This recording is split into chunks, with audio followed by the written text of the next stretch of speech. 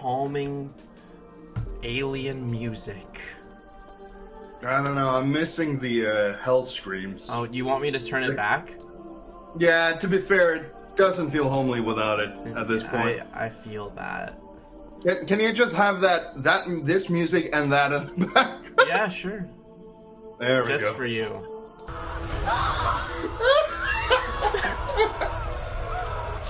What?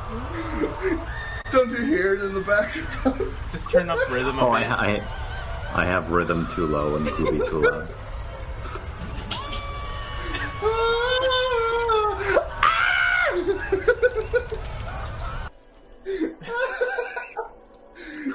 It's gone. Yeah. Oh no! I'm sorry, you guys have to earn that. Nah, man, you know, alright. We want to go back to hell. Scratch that. Franchester's is closer. True. That's true, except now you guys don't know how to get to Barad Bicek, because you have to walk there or, like, roll the same number on a percentile dice.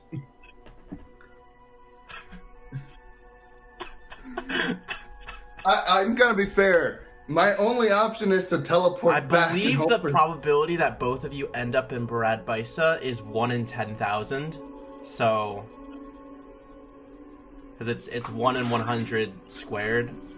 That's fine. We're the main characters. That's what we do. Yeah. So David, is there by any chance a very charitable wizard in this on this island which happens to know teleport? Maybe you'll find one. Speaking of which, you have just woken up from your long slumber.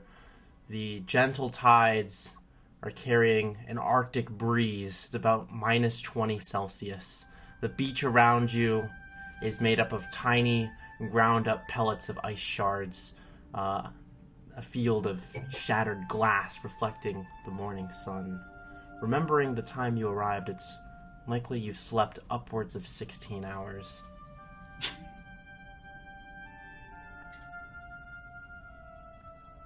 Lovely. All right. I will have to look around. Like, are there any buildings within sight? From what you can see, there's like a bit of a hill on the beach that you could walk further inland if you wish to explore. I'll kind of have to do that, to be fair. All right.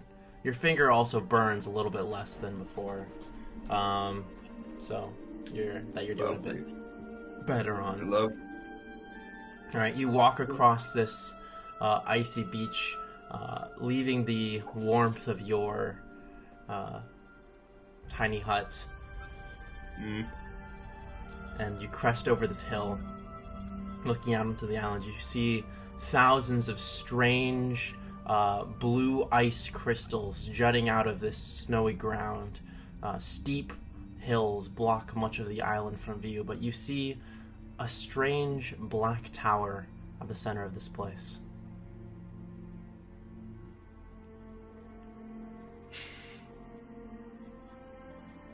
So, when you say strange, what is strange about it? Just that it is here, or? Well, yeah, so it appears to be the only structure on the entire island as far as you can see, though you don't have a clear vantage point of the entire island.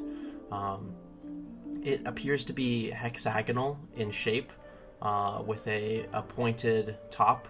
It's several hundred feet tall, at least.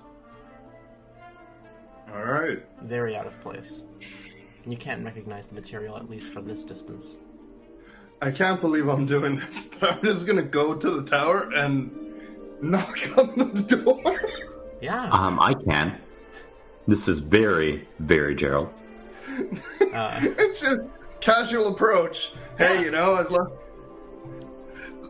not everybody will want to murder me, right? You walk through these fields of titanic blue icicle shards, quite beautiful, reflecting the light, like thousands of prisms. You see, it's really neat how they kind of like shine out these rainbow patterns onto the snow in front of you all over the place, almost shimmering like the surface of water. And Eventually, after a few, maybe like an hour or so of walking, you arrive at the base of this titanic black tower. Ice and snow covers the base, walls fading up as the tower ascends. It appears to be made from this strange black material that you can't recognize, carved with designs that repeat themselves, twisting like vines made only from straight lines scraped into the tower. It kind of reminds you of the energy branding patterns on Jadir when he contained the shard. You see no doors or windows, just a raw construct.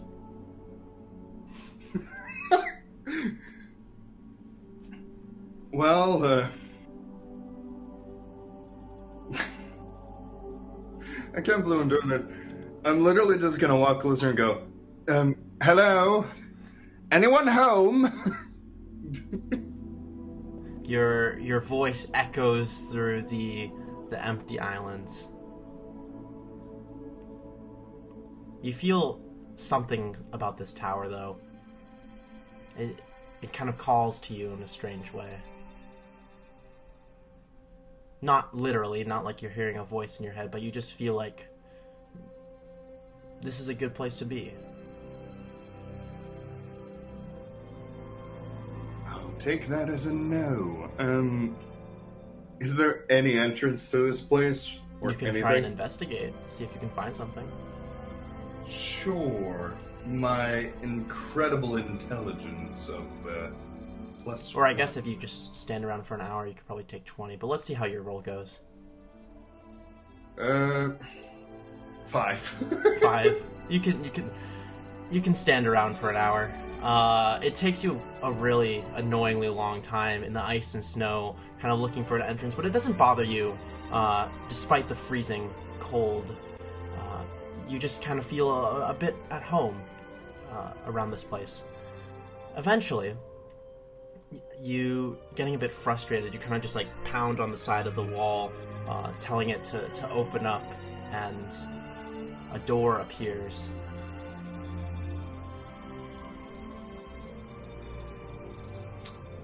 Huh. Very, very. Actually, no. He would be He's been screwed over so many times. He would do this. Do I have any like backup items on me? What the fuck is a backup item? Okay, just item that I can easily. I quick throw. save. I quick save. You know what I'm doing? I'm just taking my rapier and I'm just touching the door handle with that, but I'm doing it like trying to be as far away. So it's like imagine someone like being really far Lightning away, rod. ready to run. You touch the doorknob or the door handle with the rapier, but nothing exciting. Yeah, happens. as soon as the rapier touches it, you drop the sword, like expecting something to happen. It clatters to the snowy ground with a poof.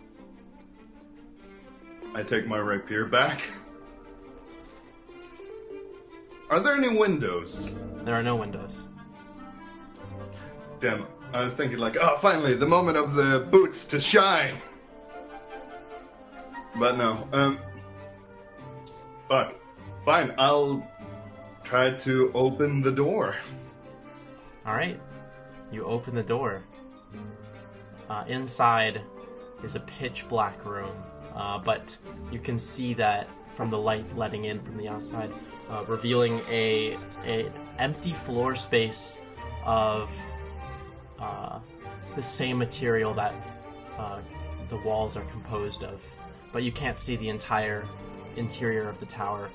It appears to be have a hexagonal base that extends upwards with a radius of probably somewhere around 40-50 feet. And again, like Could be larger though. in the doorway. Hello? Anyone? Your voice echoes through the chamber, and you can hear it repeat back into your ears like 20 times. Huh. At this point, it's more just of like a. I guess it's abandoned. But like at the same time, it's like it kind of like walks in. So it's completely dark, right? Yeah, you walk in. Other than the light outside, you can't really see anything inside. I'll light a torch. Alright, you light a torch, and as you go to reach into your bag, you hear a clink as the door closes behind you. He sighs. And before you can ignite up your torch, as you're kind of fumbling around in the pitch black, looking for a light, a single blue light appears in the center of the room, glowing faintly. The pale light reveals a single pedestal marked with intricate gold patterns like swirling flames. The plinth itself is a dark green that blossoms outwards at the corners, ending in singular points. The light seems to come from a single orb floating directly above it. As this happens, he's just looking at the light like, that was just unnecessary. Kind of pointing at the door. The door is no longer there. Like, and you took the door away. I would say I'm impressed with the creativity, but at this point, you need to up your game to surprise me. So, what death trap is it this time? Come on, I'm ready. Kind of like looking around with a torch. Silence.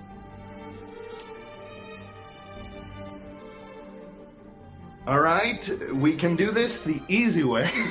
He's like literally just, we can do this the easy way, or the hard way. Which means I will stay here. Menacingly. Holding a torch. He's like... How long do you stand there menacingly? He stands there like for a solid 10 minutes.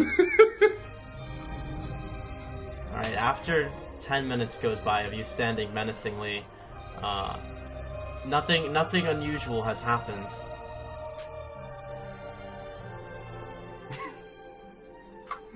At this point, he's like, fuck it, I'm impatient. It is at this point,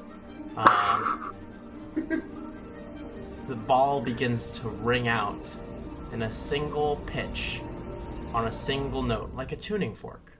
It echoes through the darkness around you. You recognize the note. It's an A. You're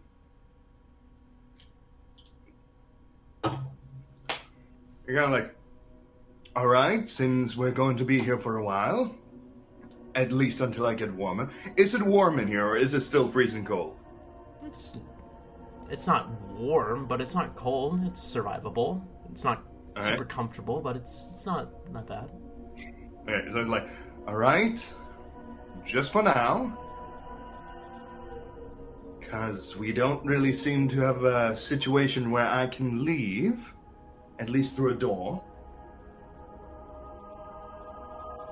I'll accept the challenge. He's just like making stuff up in his mind. So he takes his violin and does the same note. As you begin playing in harmony with the orb's tune, the ball begins to ring in a little bit louder, and a red glow lights up the other side of the room. The light explodes like a burst of flames outwards, lighting up the entire room for moments too short to take in before returning to a small red glow. And that too lets out another tone.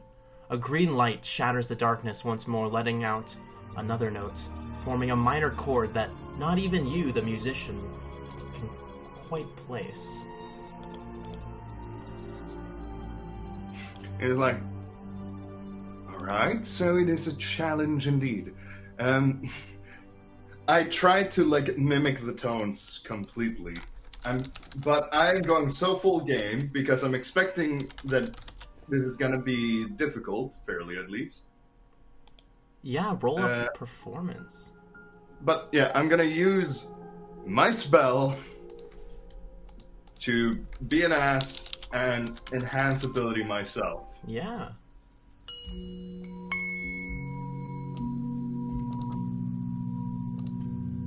Alright, let's see. So, performance with an advantage. 28! 28. Very nice. While you're not able to recreate the chord exactly, as it seems, and as you study what you hear around you, the more alien it seems. And in fact, as you begin to try and play along, trying to meet the challenge of these tuning fork-like calls, the process begins to speed up as orbs of light explode into being, all playing different notes beyond any number of tones you recall experiencing. They're alien, they're misplaced, semitones of semitones. The pedestals of light are in the walls, reaching up into an endless abyss above like stars in the sky. They reveal themselves piece by piece, forming a melody of single notes without break. A symphony of light and music being played before you.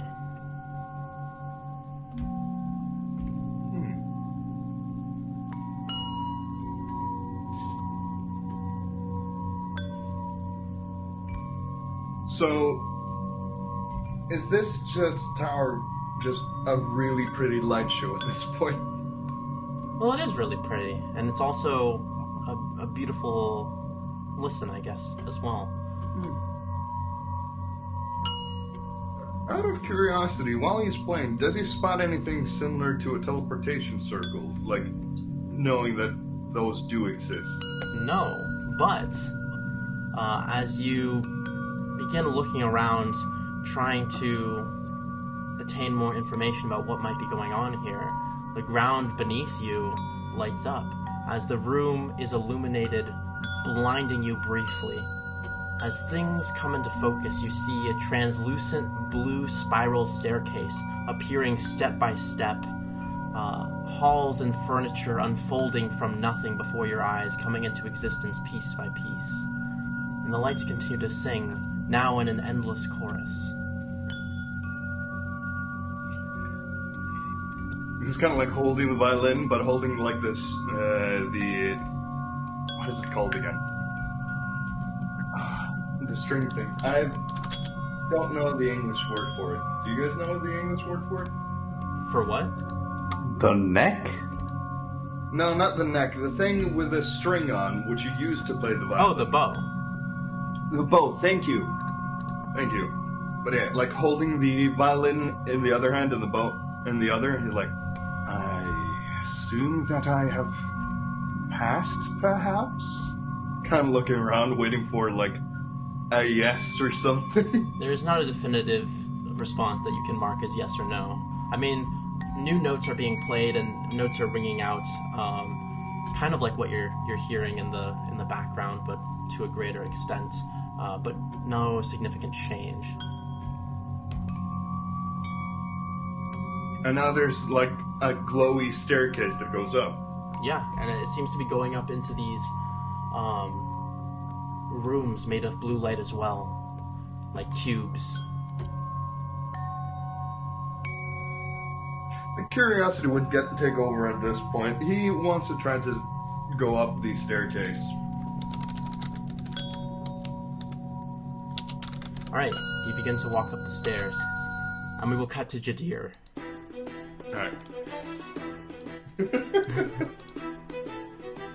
Alright, it is a wonderful night here at the Seventh String Tavern. You enter in exhausted from your journey into the Nine Hells. You see there's just people everywhere, jovial scene, a talkative bard currently playing in song on a mandolin and singing as well. It's a very welcoming tavern. In a bit of a strange, empty sense without your companion here to share it with you. Not that you would probably care. I would, in fact. I miss him so much, I'll assume his form. Oh! you jackass. Yeah, to be fair, saw this coming. Alright.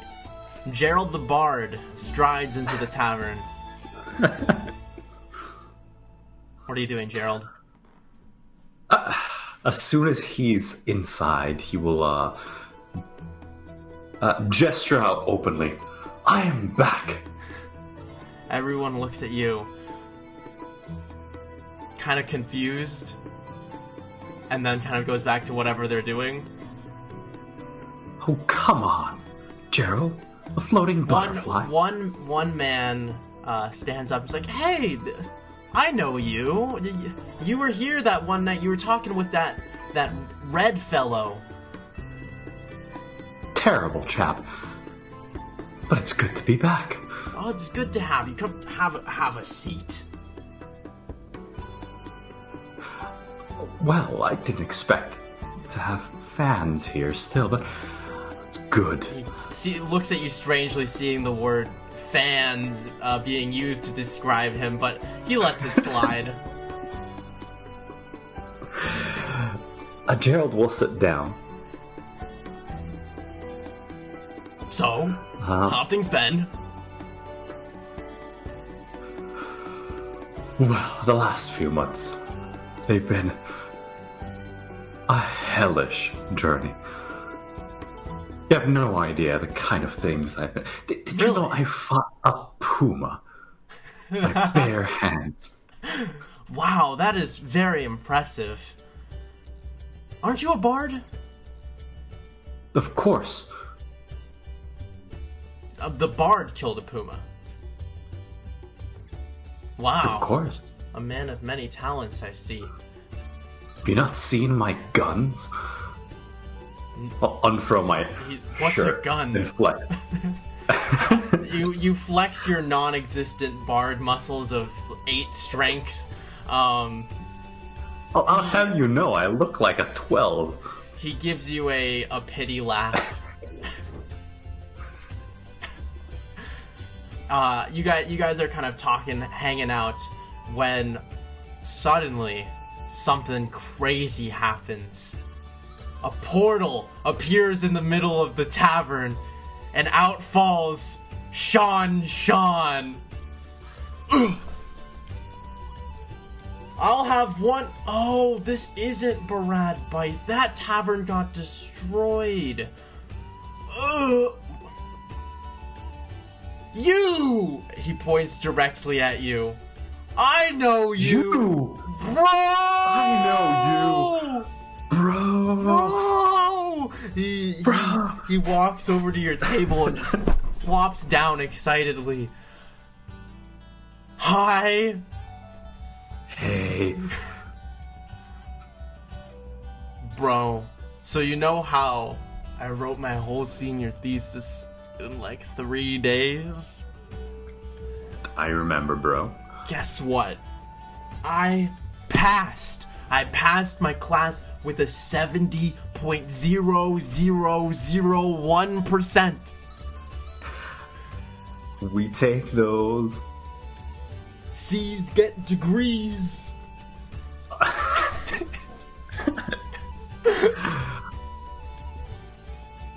I'll mirror his dab. Yeah, bro. And he goes to like give you like a fist bump. Fist bumps are had. And Gerald will order... Gerald, I don't know. I suppose he would have a cider. Seems very Geraldish. A hard cider or a regular cider? No, just a regular. Just a regular cider. Well, Sean loads up on like 5 beers, and it turns to you and says, "So, this might be a bit forward, bro, but so you know, because I just graduated, right, bro? So, like, I'm starting this company. I'm calling it Brozard Nation. I think it's gonna be big. It's gonna be like a guild of wizards." That we're all, like, we're homies, right? and we make money by doing spells and stuff, and we could like rule the world, man. This company's gonna be big, and I wanted to invite you because I know, I mean, you're not a wizard, bro, but I mean, I could teach you some stuff, and I also know you got some magical powers. So I just wanted to give you that in, you know. Well, as it happens, I wanted to create my own company recently. As well, yes. Supposed to be the Franchester School...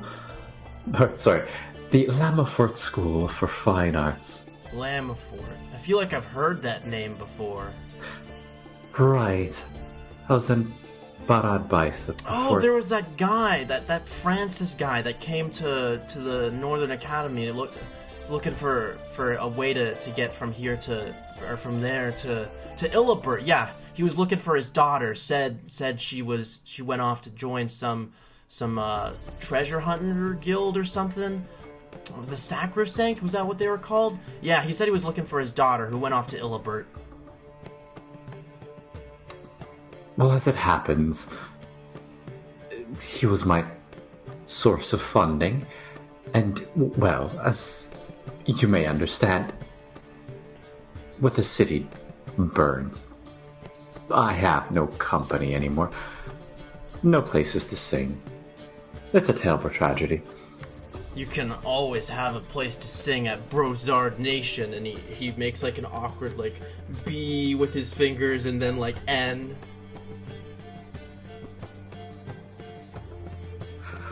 Gerald silently will facepalm a little bit. Wizards, they don't know marketing. But you do. You could be our mark. How about we combine Lammerfort School with Brozard Nation? Lammerfort School of Brozard. We'll workshop that. Nation. Bro.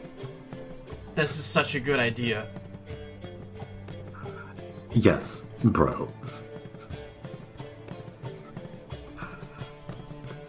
Why are you here, by any chance? I'm just here for a drink. I went to teleport to Brad Bison to get some bacon blossoms, right? But I got there, and the whole thing was destroyed. The city, you won't believe this. I don't know if you were there, bro, but the city, it got destroyed-o. I know, actually, it was entirely my fault. What? Bro.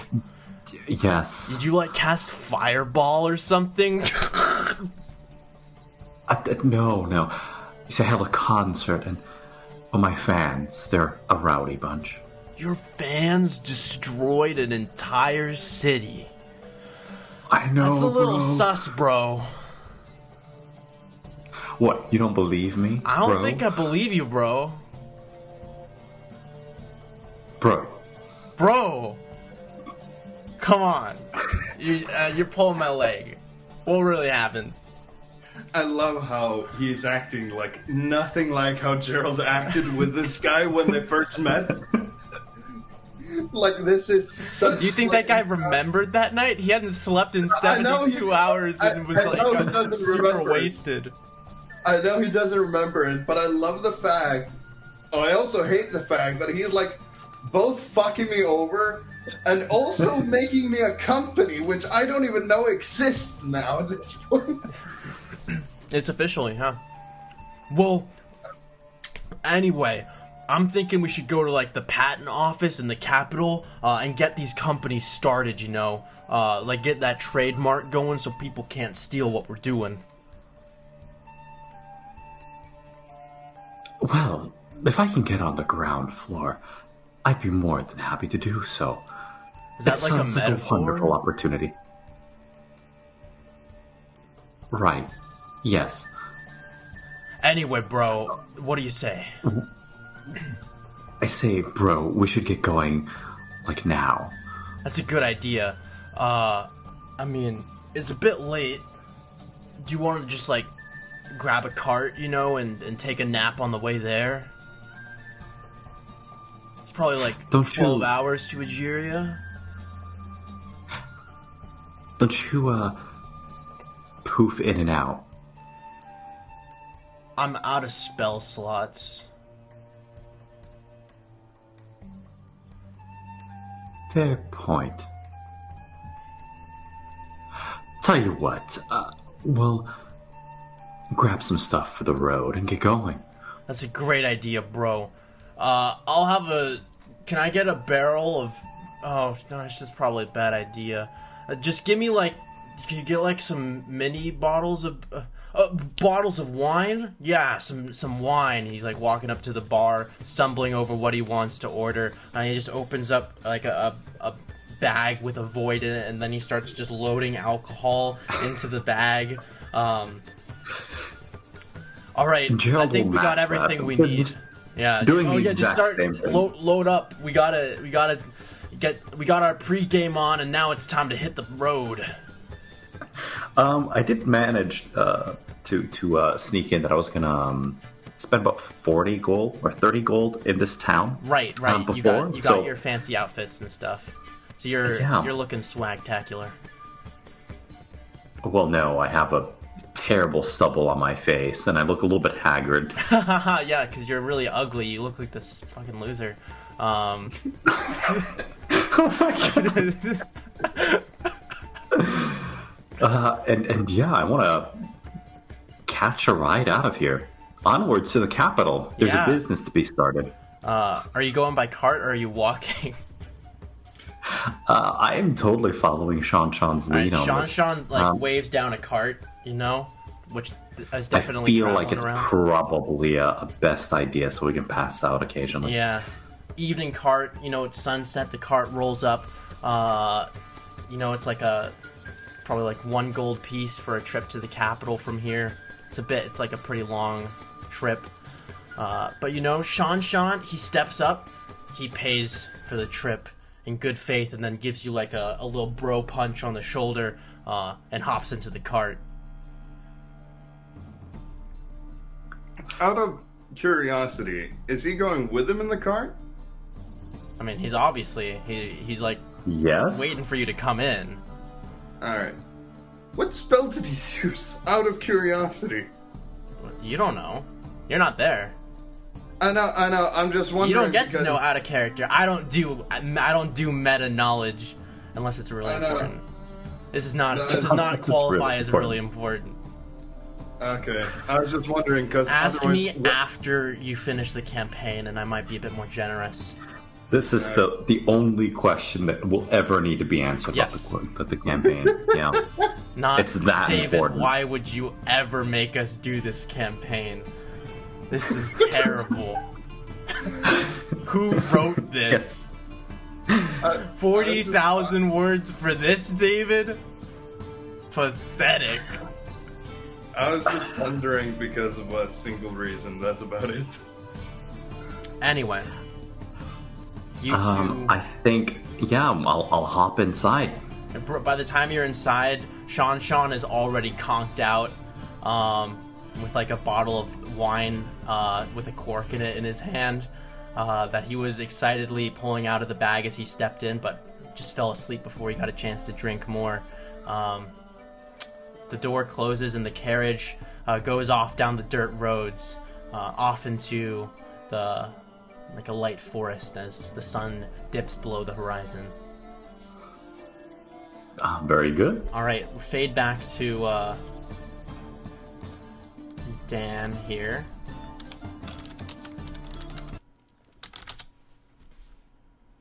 Oh, oops. That was the same link. This is not what's happening with you. You don't get dabbing bros. I'm sorry, dude. You get tuning forks. I forgot I was muted, but yeah. No happy music for me. No happy music for you. Yeah. So You're once I walking get up the stairs. upstairs, Yeah. yeah. You what walk do I up- see once Yeah, so you walk up these stairs.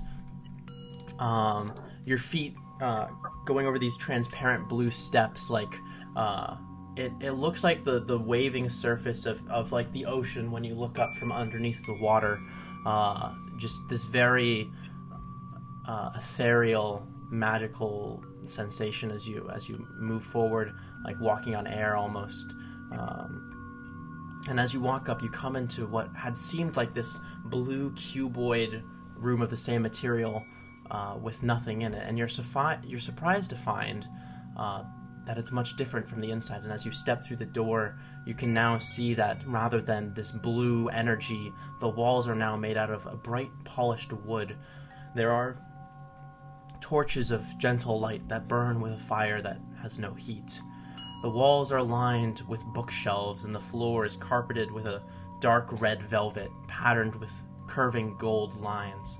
All four sides of the room have doorways without doors, with stairs that lead up to another room that appears to be much like the one you're in right now, from what you can see.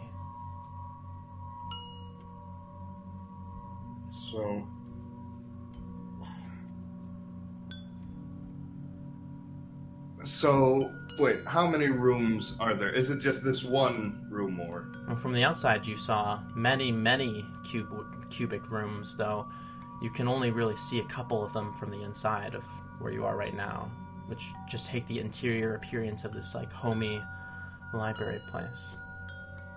Yeah, you would just go, like... Actually, first thing you would try... Can you try knocking on the wall? Sure, you knock on the wall. It feels like it has all the properties of wood, like you're right in a regular building. Tries again. Hello? Anyone home?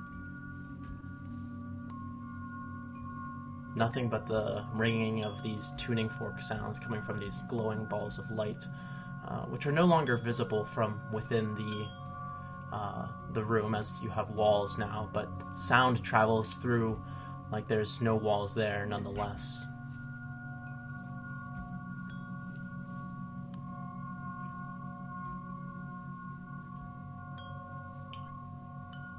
Are there any closed doors nearby, or? There's no doors in sight. Wherever there would be a door is just a hallway without one, with stairs leading up.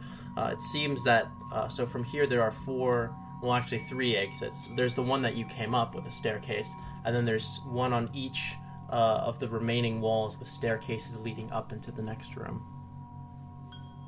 Which looks a lot like this room. I'll take one of the exits, the right one. All right, that goes up. You come into another library with more staircase exits. So it's just a massive library. Well, I mean, you've been in 2 rooms, but from what you can tell... Yeah. Can I try just... He kind of goes, if there's anyone here, I'm going to touch one of your books. If you don't mind. If you do mind, let me know now. He waits like a minute. You don't feel anything really happening. In fact, you feel a bit silly, kind of shouting out at yourself. It makes you feel kind of small. Yeah, you know, this would random tower, magical library, you know. Alright, he just eeny, meeny, miny, mo picks a book. Alright, you pick a book up off the wall, open it up, and as you peer inside... oh dear. What languages do you speak? I actually speak very... where's my proficiencies? There they are.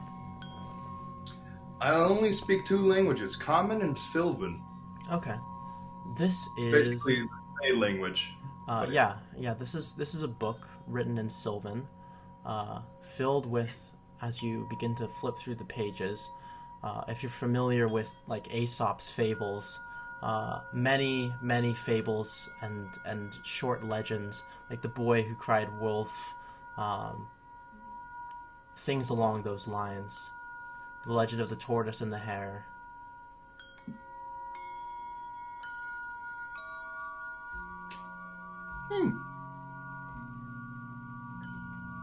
With a bit of an elven twist on them. No, so really dark.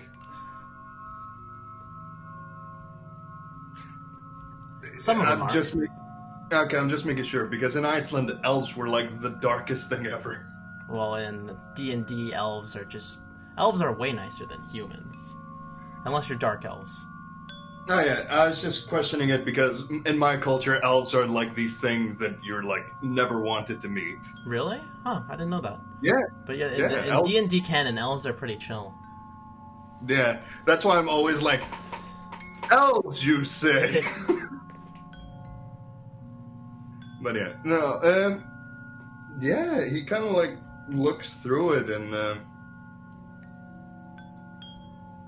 out of pure curiosity, since nobody's stopping him, he's like kind of just picks one and one and just kind of read.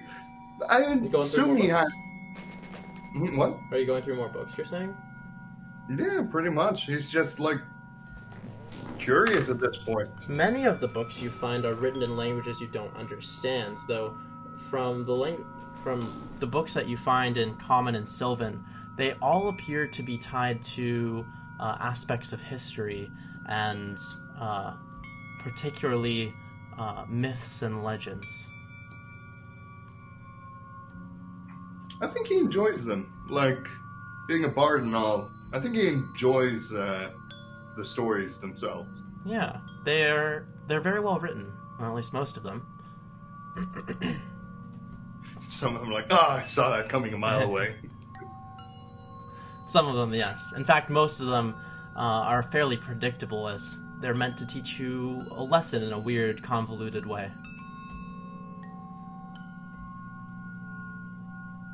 After reading for a while, is there another stairway that goes up? There's many stairways. Yeah, he kind of puts it back.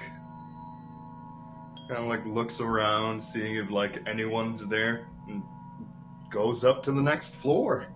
Alright, you continue up, find another room just like this one. Though it appears that all of the rooms, rather than branching out infinitely, they all seem to be kind of sorted in this helical sense of ascension. Yeah, looking for another book. Like, is it similar here as well? It is, actually. And as you traverse more of these rooms and look at some of the books on your way as you're kind of exploring the library, they all seem to be a strange collection of historical, not like primary documents, but rather legends and fables of what may have happened. Many of them fictional. Some obviously so. And does there ever seem to be an ending from like going higher and higher up? From what you saw outside, there did appear to be a top room. Because as you were ascending the initial staircase of blue light, and you can see these kind of cubes outside, made of this strange blue light, there was a top room. Yeah, so honestly what he's just gonna do is he's gonna keep ascending, but on every room he just checks like 2 or 3 books that and sees if they're like similar to the others. Alright. But he always returns them. He's like, you he's always make sure return them. Yes. Yeah. He's That's not good. being an ass. And yeah, as you continue to ascend these various strange and very homely rooms, the legends they're all different. It kind of blows your mind that there aren't any duplicate books in this library, and that this much knowledge related to vague historical documentation and fictional fables was written at all.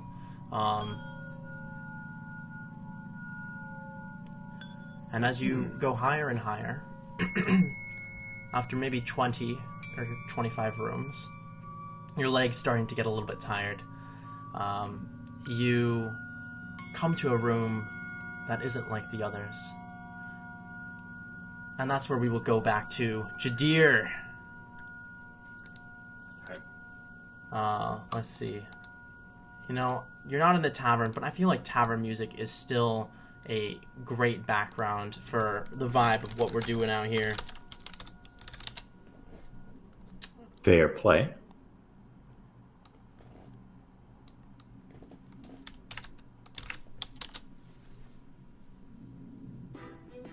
Okay, so you have arrived in the capital city of Egeria. You wake up after a nice long nap in the back of your cart with Sean the Brozard, and you step out. Sean, thanks, bro, gives the driver like a little bit too hard of a slap on the back, and kind of stumbles out of the cart. A couple bottles falling onto the ground as he does. All right, bro. Let's find this office of trademarking and shit.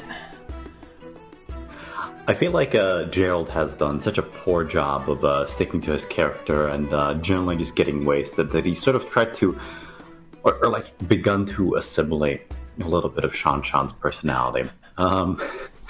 So several more bottles fall out of the cart. He gives a slap that's maybe slightly too hard on the driver. after the slight first slap, then you slap him. He, like, the driver's like, ow, and then you slap him, and he's like, ow! He's like, just like, starts grumbling, annoyed at you, and then drives off with his cart. And so the two of you guys are standing in these crowded streets. This is the largest city you've ever seen. It's even bigger than Illibert from what you can see. The streets are just absolutely packed, buildings everywhere, and very far off the distance you see like a large castle looming over the city, which just stretches out for perhaps miles. This is truly an enormous complex. Shops and buildings everywhere. Well, bro. There are like so many people here, bro. Yeah, bro. We could have a wicked party. Where's this office? That's a good question. Excuse me, sir. And he says, grabbing someone's shoulder, one guy who like whips around. He's like, yes, what? How can I help you? And he's like, I'm looking for the office of trademarking and shit. I suppose you could find a court office somewhere closer to the castle from here. Just carry on for like a half a mile or so. It has like a sign for the court office, and you can't miss it. Thank you, bro. Fist bump. The guy just kind of awkwardly walks away. Ugh. People these days, can you believe them, bro? Well, bro. Yes, bro. Well, fuck you, bro. Ugh, bro. He's shaking his head. Starts walking down the streets. His really kind of tarnished wizard garb with like kind of like some explosion marks on it. He has like a pointy hat that's kind of like drooping off to one side. With like stars on it. He's just the most stereotypical cartoon wizard ever. Perfect for the tavern. And marches off down the streets, you following in suit. Eventually, you arrive at the court office where you barge in. There are several kind of like kiosks where people carrying stacks of papers and books are coming to. This is likely a place frequented by publishers of newspapers and such. This is kind of, I don't know, you seem better at talking about this kind of stuff than me, bro. Maybe you could figure this part out? I don't know, I got us here. We're in this together, bro. Of course, bro. It's what I do. Yeah, bro. Are there clerks available, or is it just hustle and bustle? It's a bit of a hustle and bustle, but there are some short lines in front of the kiosks. All right, ignoring the short lines, Gerald will bust out. Excuse me, one and all. Sir, please, back of the line, back of the line. The one guy kind of nudging you off to the side. Apologies, and he That's he's, kind of like sliding rude, bro. I papers was just across. trying to get attention. He's like ignoring you. What? Gerald will allow himself to be shepherded to the back of the line, but he'll do so indignantly. Protesting the entire way. Stride to the back of the line with your arms crossed, and you have to wait for like 15 minutes to get to the front of the line. The lady behind the kiosk gives you a kind of a disgruntled look as you approach. How may I help you? We're here for, well, as you might well expect, a revolutionary cause. Great things are in effect, and, well, the world will be better off with them. Yes, what can I do for you, sir?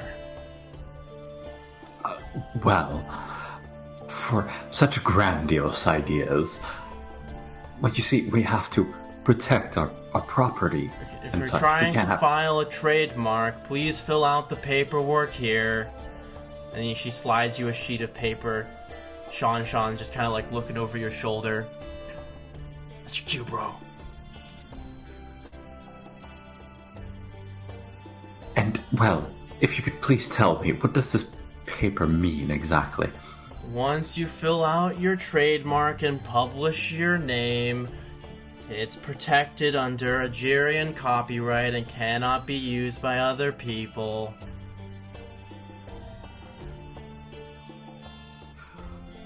Well, thank you.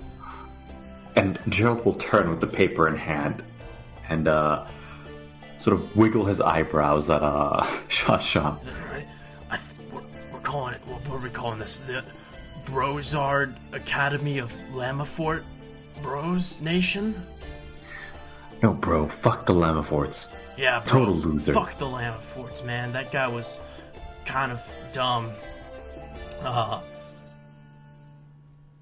Brozard Nation. You and me, bro.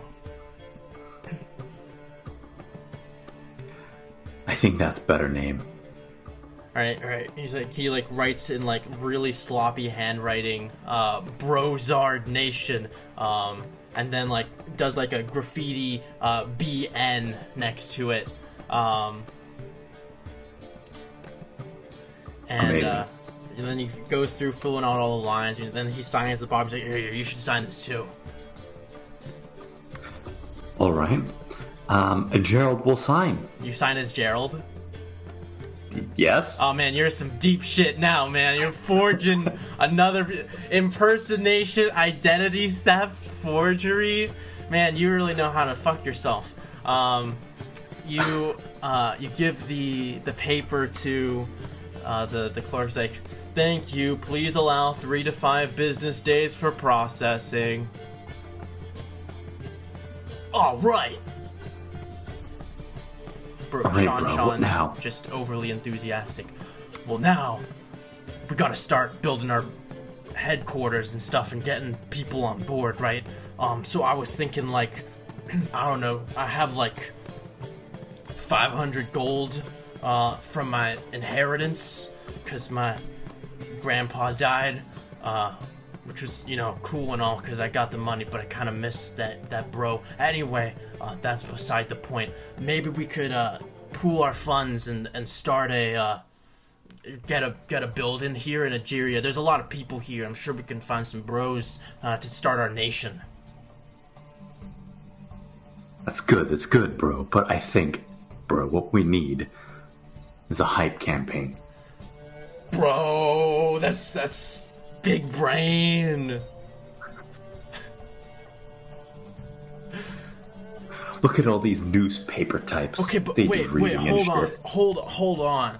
We got the newspaper stuff, but after people get hyped about Brozard Nation, where are they gonna go? Right? You can't have one without the other. You have to start before you launch, bro. Come on. Right, okay. We get the hype campaign going, and then when people are excited, we're like, Brozard Nation is open we'll for have business. Time to build up the HQ. Exactly. All right, we should go to the printing press. Where's the printing press? Excuse me, bro. Gerald will just grab the nearest clerk, like by the collar. Get your hands off of me! What do you want? We're trying to get revolutionary content published in the broadsheets. This is very important, bro. The printing press is on 45th. And where's that? Look at the street names. I mean, you're on 32nd now. Just keep walking until you get to 45th. And is that way or that way? Look at the street signs. Like he points outside, and it appears that the horizontal streets, which on a larger city map would look as like rings around the circular built city, are marked 1 through 112, and then there are horizontal streets coming out from that, marked with various names that I'm not going to come up with on the spot, except I will. Here we are on...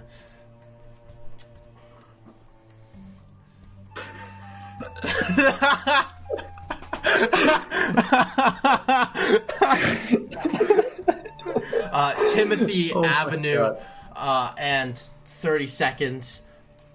I'm just talking like Sean at this point. Everyone's Sean. It's great.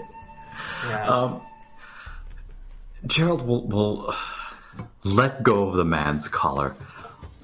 All right, bro, but I'm getting some mad negative vibes from you. You tried meditation. You gotta recenter yourself. Kind of like snorts and goes back to whatever he's doing. Paperwork and shit. People, man, I swear. Yeah, bro. People need to be nicer. Everyone's a big dickhead. Let's get out of here, bro. Alright. Alright, you guys head out of the court office and spend the next 20 minutes walking through the crowded streets, all the way up to 45th, where you encounter the printing press, which is like this large stone building with like a sign hanging down over it. Gutenberg's printing press.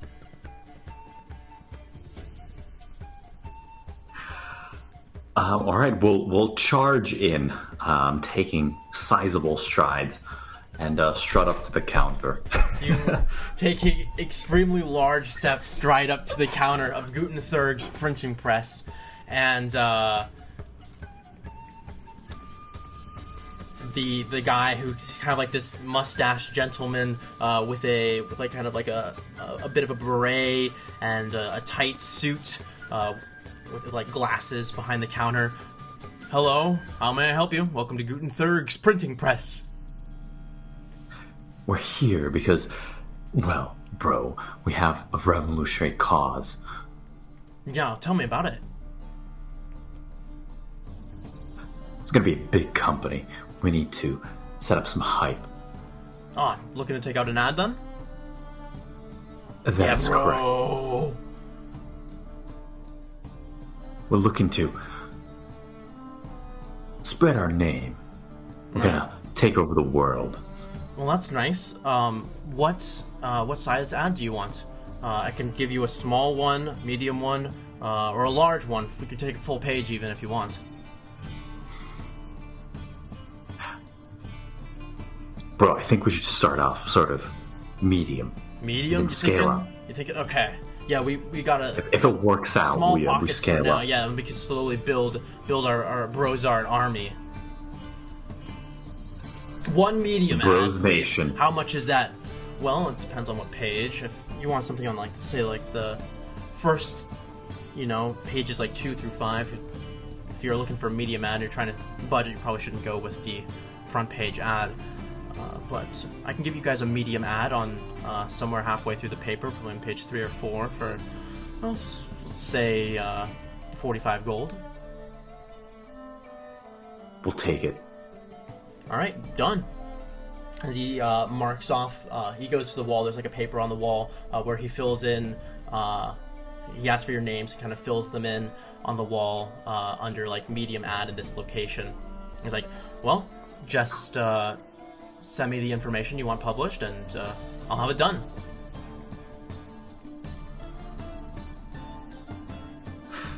Okay. We'll think about it. I guess Gerald would start drafting up something. Just like in the corner of the printing press, like you just gather and start drafting work right there. Yes. Nice. Eager to get to work. Drafting something. Yeah. Lots of capital letters, exclamation marks. Very vague. Yeah. Interested in boobs in the thumbnail. Wizarding type shit.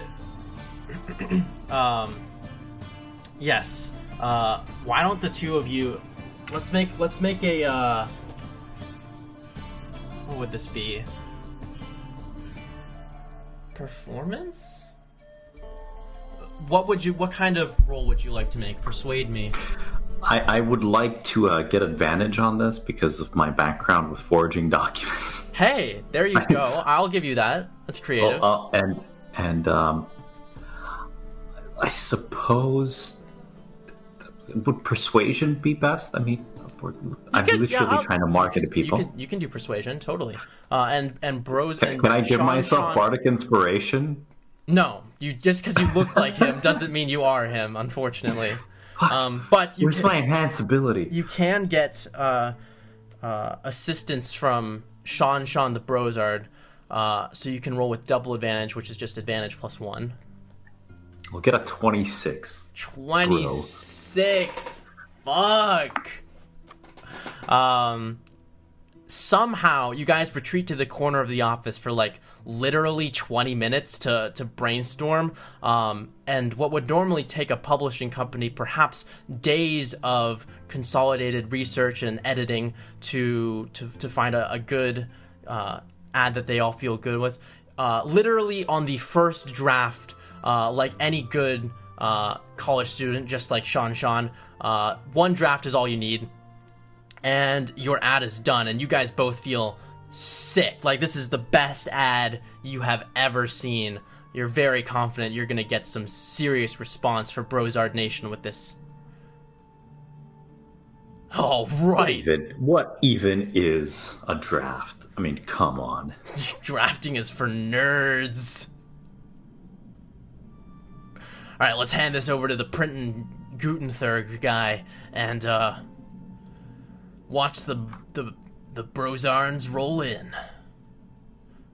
Say, we should probably have our location set up in the ad. Should we buy a place and then put that in the ad? Or should we just get, like, the general message out there? Because, like, what if people get hyped up and they read the ad, but they like, don't know what to do? If you had locations in mind, bro, I mean, come on. We need to have okay, a well, place. I mean, we would need to find, like, a real estate agent. I'm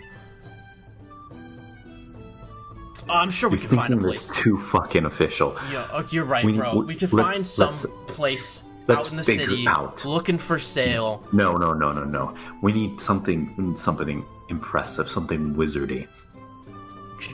Commission a tower. That would take a long time. We could buy a tower. I'm sure there's lots of towers out here. Like, it'd be like Brozard Nation, and its base of operations can be like this tower in the middle of the city.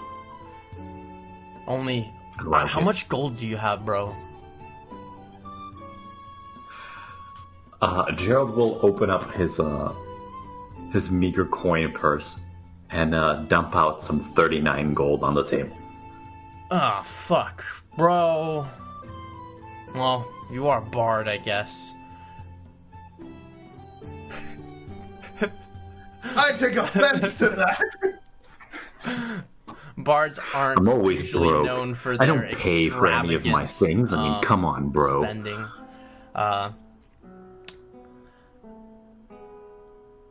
Alright. Maybe we need to find some way to get, like, some quick cash. We're not gonna be able to buy a tower for 539 gold. And plus, we gotta eat and shit, bro. This is like a problem. How do we get money? Have you ever heard of something called a pyramid scheme? No. What's a pyramid scheme? I feel like that hasn't Right. been invented in this world before. Right. So, all we gotta say is we got clout, we got product, right? Right. And all people have to do is pay us to join the Brozard Nation. What if we sell them a Right. course about how to get rich or something? That's it. Yeah. We market that we know how to do this, and then they can teach other people. Exactly. And then they sell their marketing, like their how to get rich to other people. But we get kind of like a kickback on that. And then it gets bigger and bigger until we get all the money. And then we ghost them. No. We continue milking them. How big can this get, though? I feel like, eventually there's going to be people that can't find other people.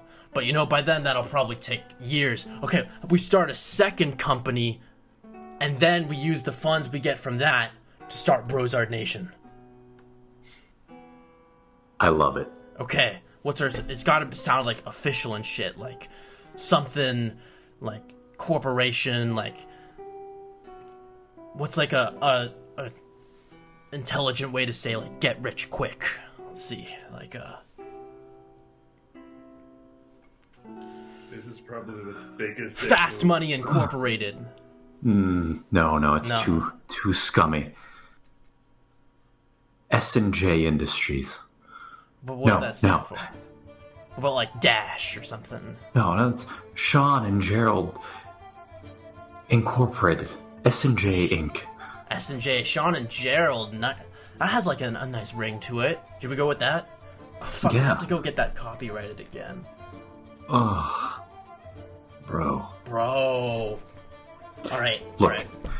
Hear me out. It might be better if the company doesn't exist on the books. That way, when people find out, no, this is totally legal because they're like buying something from us. It's not. Yeah, It's not like it's their fault. We're not hurting anybody. And plus they're gonna make money too because they're selling it to other people. Like everyone wins. I can't believe course. Jair is making Gerald into a criminal. You're just Gerald the whole time. No, it's just like he will forgive many things, but if he finds out Jadir does this, Oh my god. he will throw him into a cellar. We've gone from exploring the pits of hell to starting a pyramid scheme to fund Brozard Nation and your other guy is trapped on like this island exploring a magical tower. Here's the thing. I'm not annoyed that he's literally humiliating him. I'm annoyed at the fact he's literally like, he's going to arrive and people are going to be like, you're a scammer, criminal, go get him. Scammer. Yeah. I don't know. Maybe if you guys are pretty persuasive, I'm sure you'll be fine. All right, so you go. You. I'm ratting him out if I find out. I think we should use the ad space to publish some stuff about SNJ, and then we can transition into Brozard Nation later. Something about overvaluing our current capital. Get us involved in some kind of sleazy scheme. And then convince people we're not really guilty of it. We'll convince them that we're really worth our shit, bro. How do you want to do that? Spread some rumors. Oh, okay, how about we just put this thing on the paper and it's like, hey, welcome to SNJ. In our modern world, so many people think that you have to work 9 to 5 at a shop or go to college or something, but really all it takes is this one weird trick. Come to SNJ Incorporated and we'll teach you how to make money hand over fist. For a small investment. Yeah. The 3 things you need to know Yeah. to transform your portfolio. 3 steps to a successful life that people don't know about. This is good. This Yeah, is good. bro. He's like writing it down. He's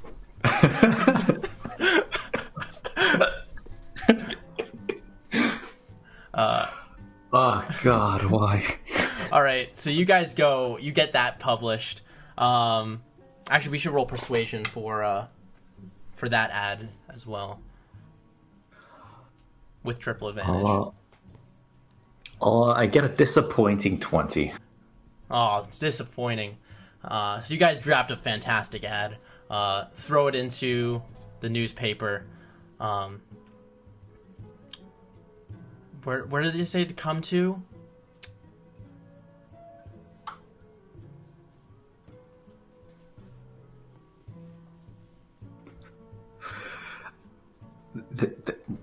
We don't know yet. Okay. You could just go figure it out and then come back later. I don't know. What are you doing?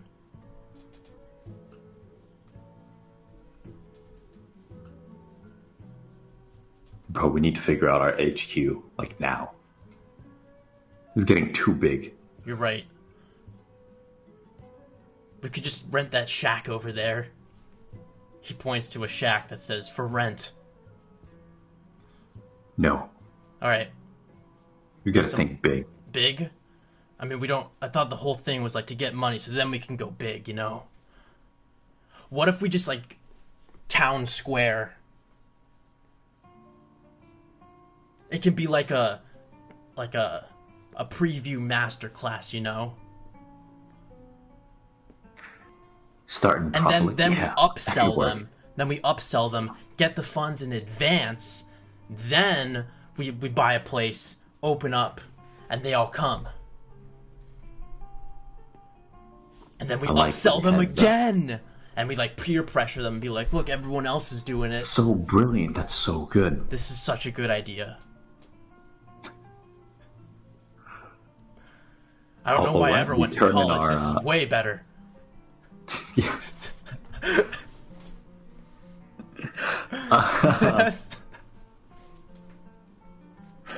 Are there laws against pyramid schemes? They don't exist. I'm We're sure, fine. yeah, I'm sure you guys are fine. What's the worst that could happen? What do you mean, we? I'm playing Brozard, so, you know. My neck's on the line as well. Yeah, we turn in our fantastic All right. ad for Town Square. Alright. Join you our guys- master you class turn and in getting for rich quick. Your preview master class in the town square. When are you going to do this?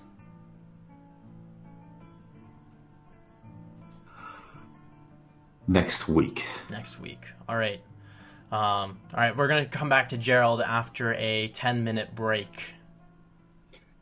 I'm gonna admit, I'm genuinely a bit upset at Finra now, because there's a point of fucking over a player to the point of, oh, I'll never be able to go to that city. I don't know, people might love you. Yeah, Yeah, you're no, gonna Might make seriously you're gonna help make you. them I mean, lots you're of gonna be money. a business mogul. Yeah. Come on. Yeah, no, Trump I am, University. Let's go. I'm about to get royally screwed over by my literal only teammate. And here, I don't know why Jadir- you chose to pick Jadir as your teammate. I Yeah. know, right? You should have expected this. yeah, he just What could I be doing instead? Hiding under beds? So, sometime later, walking through this strange library, you come to a room that isn't like the others. Its perimeter, and as you walk in, you can see its perimeter is perfectly cylindrical. It has a polished marble floor, and it's filled with colonnades that support a central arcade.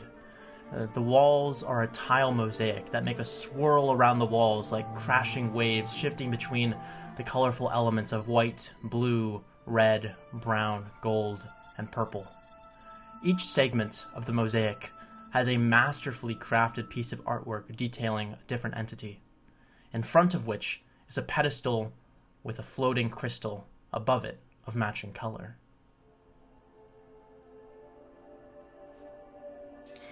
kind of, as he's approaching, he's like, let's try. Hello, anyone there? You shout out into the room, but again, there is no reply.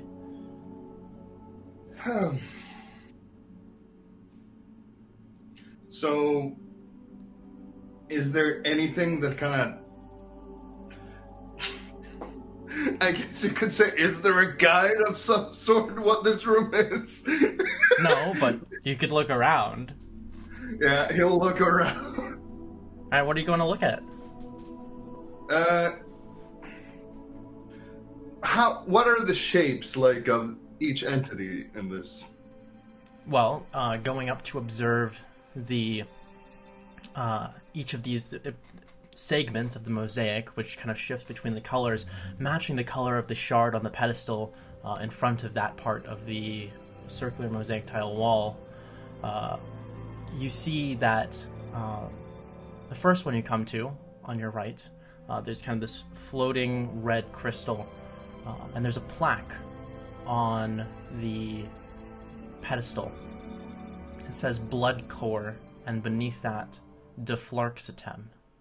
And it appears, the depiction on the wall is that of a colossus made of vines. A living entity of roots lays resting against a tree of even greater magnitude.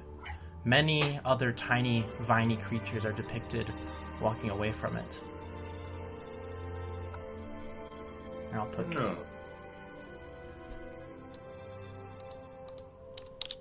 I'll even put that in your notes. Thank you. You're welcome. ADHD is a bitch, ain't it? At least when it comes to note-taking. I feel you.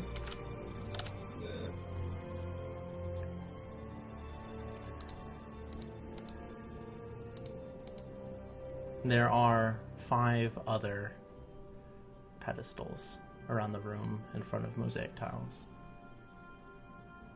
Yeah, he would go through, like, each and one of them, like, just kind of seeing what they are. Alright. You go to the next pedestal. It says Raincore, Ethna, and it depicts a colossal leviathan serpent tearing through the stormy wake.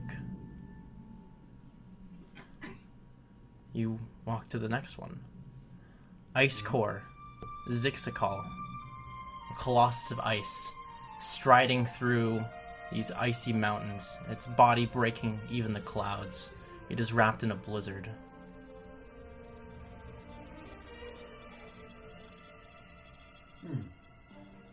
You walk to the next one. Yaradin, Earthcore, and this piece of art you immediately recognize, of course, as a depiction of Yaradin. With great outstretched wings, it is depicted leveling mountains and crushing kingdoms underfoot.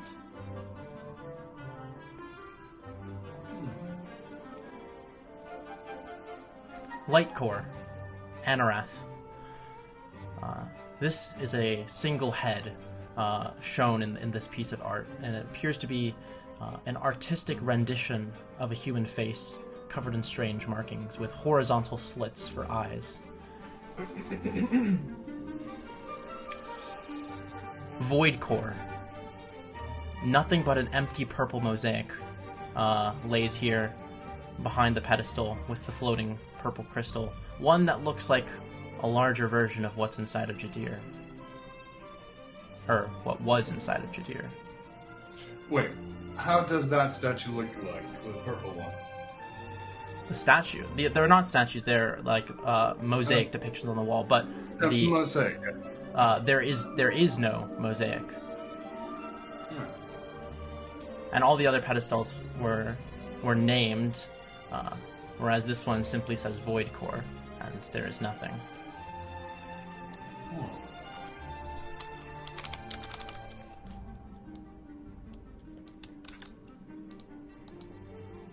And he said there's one big thing in the middle. One big thing in the middle? Oh, yeah. There's a bunch of colonnades supporting an arcade, which there's columns reaching up towards the ceiling, stretching up from the marble ground, and the ceiling is kind of like this kind of dome shape. There's not like anything of particular interest other than the architectural beauty of the place. Quick question. The blood cord, does that look like a fey creature, by any chance? Make a nature check. Yeah, well, God damn it. 13. 13. It could be. There's plenty of natural creature type things in the Fey realm, though you have no degree of certainty as to this particular entity's origin. Because he's interested in tooth cores. He's mostly curious about the blood core and then the light core. Because they both stand out a lot.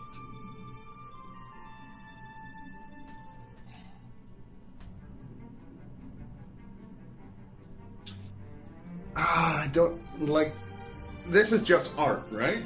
Yeah. I mean, the depictions, yes.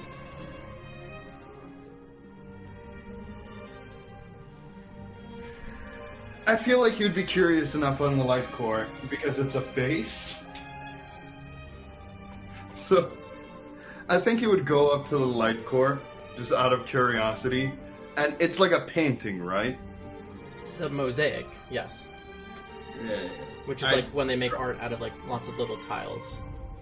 If you're unfamiliar with that definition. Okay, so like a bunch of small tiles that make the art. Yeah.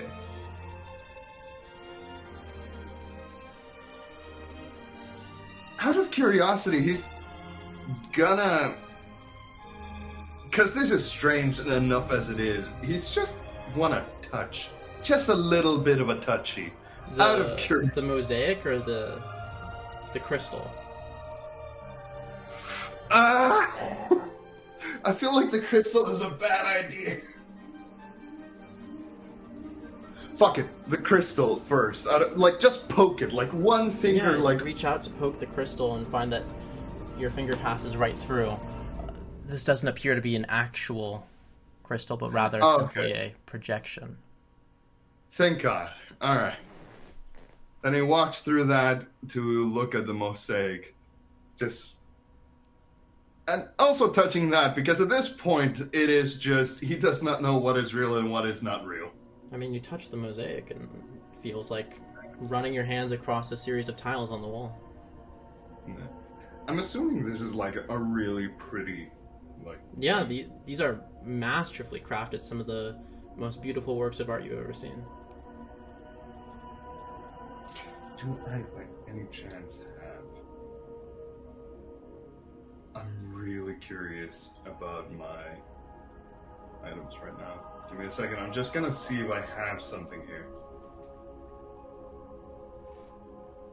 I don't. I was hoping that I'd have a ink to like try to copy a tiny bit of everything. Yeah. Sadly, this will just have to go into the memory.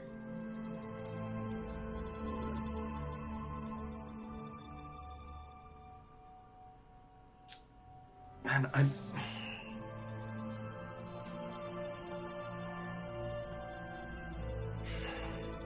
I imagine he's feeling lonely right now, if anything, actually. Oh, definitely. Yeah. There's a hollow, empty feeling of canoxia, I suppose.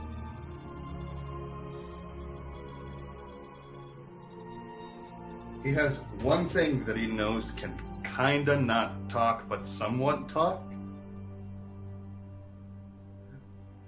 Oh.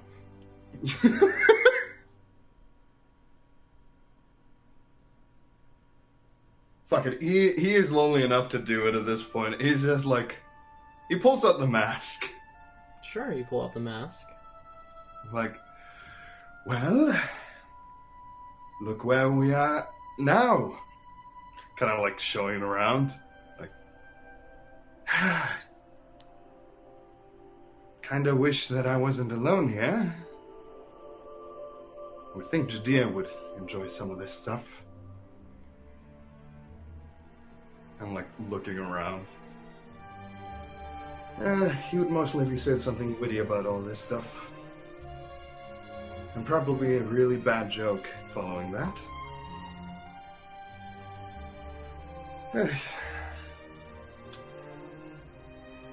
So,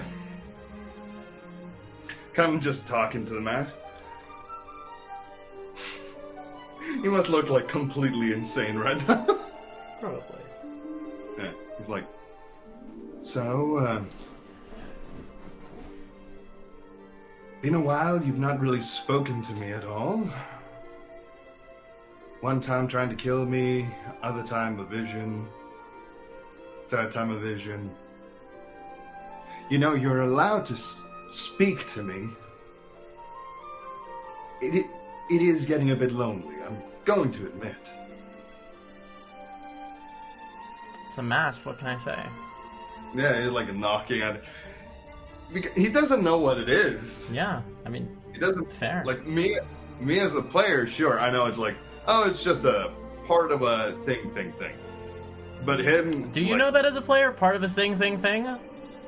No, it's like, oh, it's magic. And How from the vision- scandalous. It's a thing. A thing. Thing. It's a thing, Edmund, though. He does not know a lot about magic items.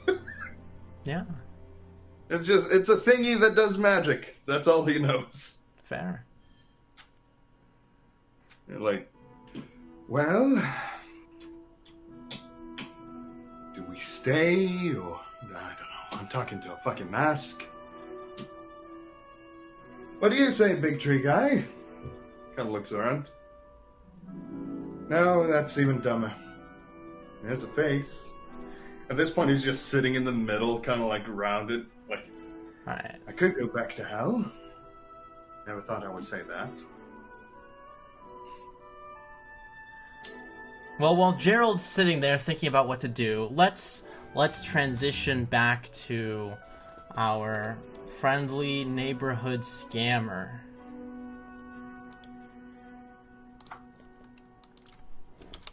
I have no idea what you mean.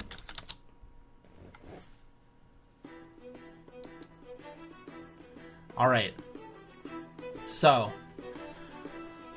you having just published your ad for SNJ Incorporated, step out of Gutenberg's printing press.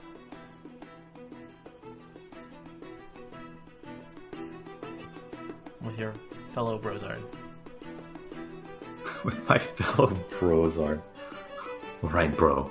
What's next? Well, now we gotta get ready to deliver our speech, right? And find a place to crash, I suppose. You get ready to give speeches? I just open my mouth, bro. I mean, sometimes I gotta prep for, like, my public speaking classes that I got a D+ in. Did you perform well? Well, kinda, like, that's almost passing.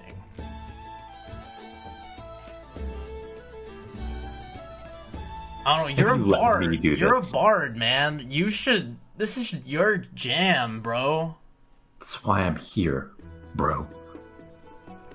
Okay, so you're gonna be our spokesman. Okay? Of course. And so let's go to like a tavern and write up like some ideas, and then, you know, do some chilling, practice our speeches, and then when the week rolls around, boom, we get them.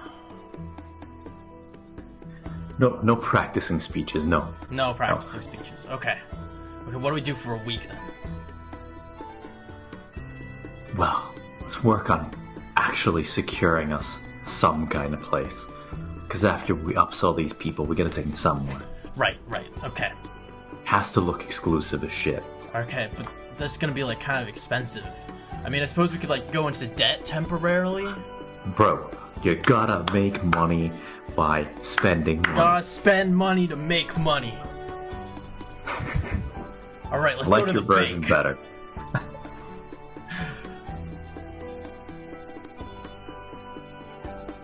Banks are kind of bad. We should try to do like venture capitalists and shit. Alright, well, I'm not an expert in this venture capitaling, so I don't know, you can take the reins, bro. We just gotta find rich people and convince them we're good. We are good. We are good. Right? And we're really good at talking. And you're a bard. Everyone loves bards. The floating butterfly. Yeah, floating butterfly. You're like Did I tell you? You're a Did I big tell you deal my in fans? Brad Bison, right? Well, my fans burnt the city, but Yo, that's kind of bad. you should have seen it, bro. It was for that one brief moment. But like, people probably died and shit. Like, that's kind of bad, bro. Look, everything sounds bad when you stop to think about it. Good point. I had eggs for breakfast. Shit. Like, Do you know where eggs those come were from? chicken bro? babies. Like, I just killed chickens, bro. Shit, you're right. Everything is bad. Like, I put my hat on when I was leaving. This hat came from like an animal that we killed. Like, one Bro, plus bro, one. Stop thinking. All right, thinking is bad. I like the way you Just think. roll with it. Okay. Let's go find some rich guy. I'm sure there's like a rich people district. We could go like door to door or something. No. You don't go door to door with rich people. You make them come to you. That sounds kind of hard, bro. Watch me. All right. You're the bard. I'll trust you. I'm really glad to have you with me, Gerald. You're gonna Right. make this business easy. It was always easy. Okay. I'll follow your You lead. gotta believe. You gotta I do believe. I believe. All right. We believe. Gotta hit it off. Okay. Where are we gonna go hit it off? We gotta find this rich fucking district first.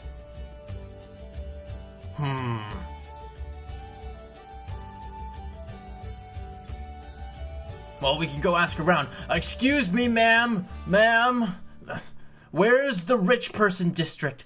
Oh, the rich person district. It's over there, she says, pointing over there.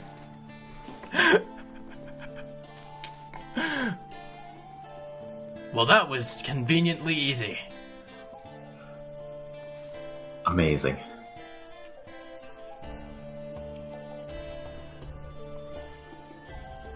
Alright, you guys go to the rich person district. Filled with fancy houses around like a central fountain. Yeah.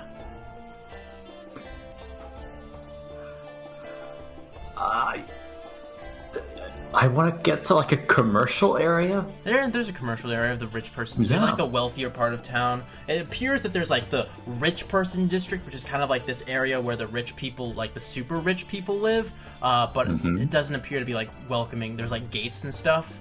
So like commoners and peasants can't come in. But there is kind of like there's kind of like the poor shopping district and like the wealthier shopping district with like more expensive things and like stuff like that. Probably Okay. some taverns.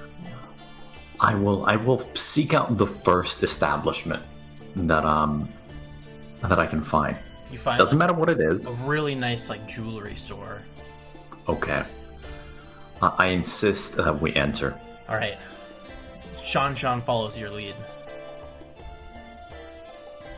I will try to find out some managerial type, owner type individual. All right, you walk up to the counter, ask to speak with the manager, who eventually comes out after a little bit of convincing. And it's like this guy with like a white beard and one of those gem cutter eye things. And, why, hello! How may I help you? I'm the manager. Good morning. We're from S&J Incorporated. We're an up-and-coming business, yes. Well, all We're right. here because, well, have you noticed there hasn't been too much excitement around these parts as of late, and well, we're here to change that. I think we can create a unique opportunity for businesses like yourselves to engage in a community-wide event to bolster sales, you see. I'm listening. Now, if all of us, in collective, create an event of sorts, a hullabaloo, a bonanza of sorts, we can drive up excitement, get everybody involved. Well, alright, I'll need to see some business plans and such. What are the expenses? When are we doing this? And how might we go about doing this? Well, before we get into the nitty-gritty and details, you see, we first have to get everybody together. There's need for talk, you see. We must first gather everybody and then hold a meeting among people. Oh, I see. Your caliber. Is more than just the two of us. Three. No, this has to be a community-wide event. Oh, I could understand that. Perhaps that would be a interesting way to increase revenues. Create an event of sorts, yes. Alright, I'm in. Is there a town hall or a suitable location for like-minded people of stature, like you and I, to meet in large number? I suppose. There's a town hall, but that's more for legal business. We simply need to meet there for a few hours. Could probably convince someone to let you do that. That's good. What's your name? My name, Timothy. Just like the street. Your family must be renowned. Oh no, it's just a coincidence. It doesn't have to be. I think you would make more sales if you'd drum up that connection. Timothy of Timothy Street. It's a pleasure to meet you. The Timothy the street is named after is an ancient hero. Sir Timothy. Look, people don't remember these things. He freed the slaves from the barbarian raid. That's incredibly offensive. Can people trace your lineage? I think this is getting a bit out of hand. Let's stick to business. But this is about business. If you find a connection, do you know your I think calling myself the Timothy that the street is named after would likely be bad for my reputation. And also a lie. Which is immoral, to say the least. I see you're a man of principle. I apologize for offending you. You are forgiven. Well, Timothy of Timothy Street, we shall gather up the community and join up at a later time. I'll be there. Do let for me business, know. You see. Yes. What was your name? Gerald will... Gerald. Gerald. Of S&J Incorporated. Gerald of S&J. I'll remember that. Very good. You know, the annoying thing is, he is enjoying ruining a man's reputation completely. I am building reputation. You have none to begin with. You're about to take over the largest empire in the continent. Yo, this is the next East India Trading Company. You just don't know it yet. Oh my god. Okay, I'm building a legacy. Are you going around getting people involved in your business meetings? Yes. All right. Yes. Roll a persuasion check. I get a 15. 15. Yeah, you get like I don't know, probably like 20% of the merchants in the district on board with your idea. So you probably have like, if you spend like the next couple of days going around, you could probably get a solid like 25 businesses in on the 25? Okay, I'll do that. But since I only have that number, what I will do is I'll start advertising it, and for every single person that signs up, I'll include their names on the publication as well. Being careful to leave out everybody else who doesn't want to join in. Okay. Is this through the newspaper? This is through the newspaper. I'll dump the rest of my money for it. All the rest of your money go... Okay, you get like a front page ad. I only have 40 gold. Oh, that's right. Sorry, I forgot. So yeah, you're able to take out another ad in the newspaper a little bit further towards the back about all the people who you're going to be working with, and through that you get another about 10 businesses who approach you and get on board with this deal.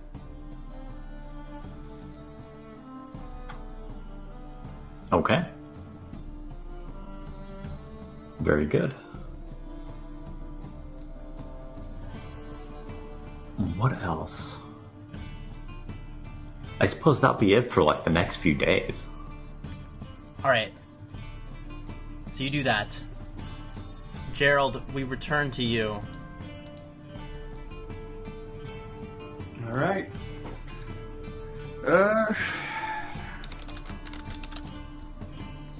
Assuming he's like spent some time just with everything out.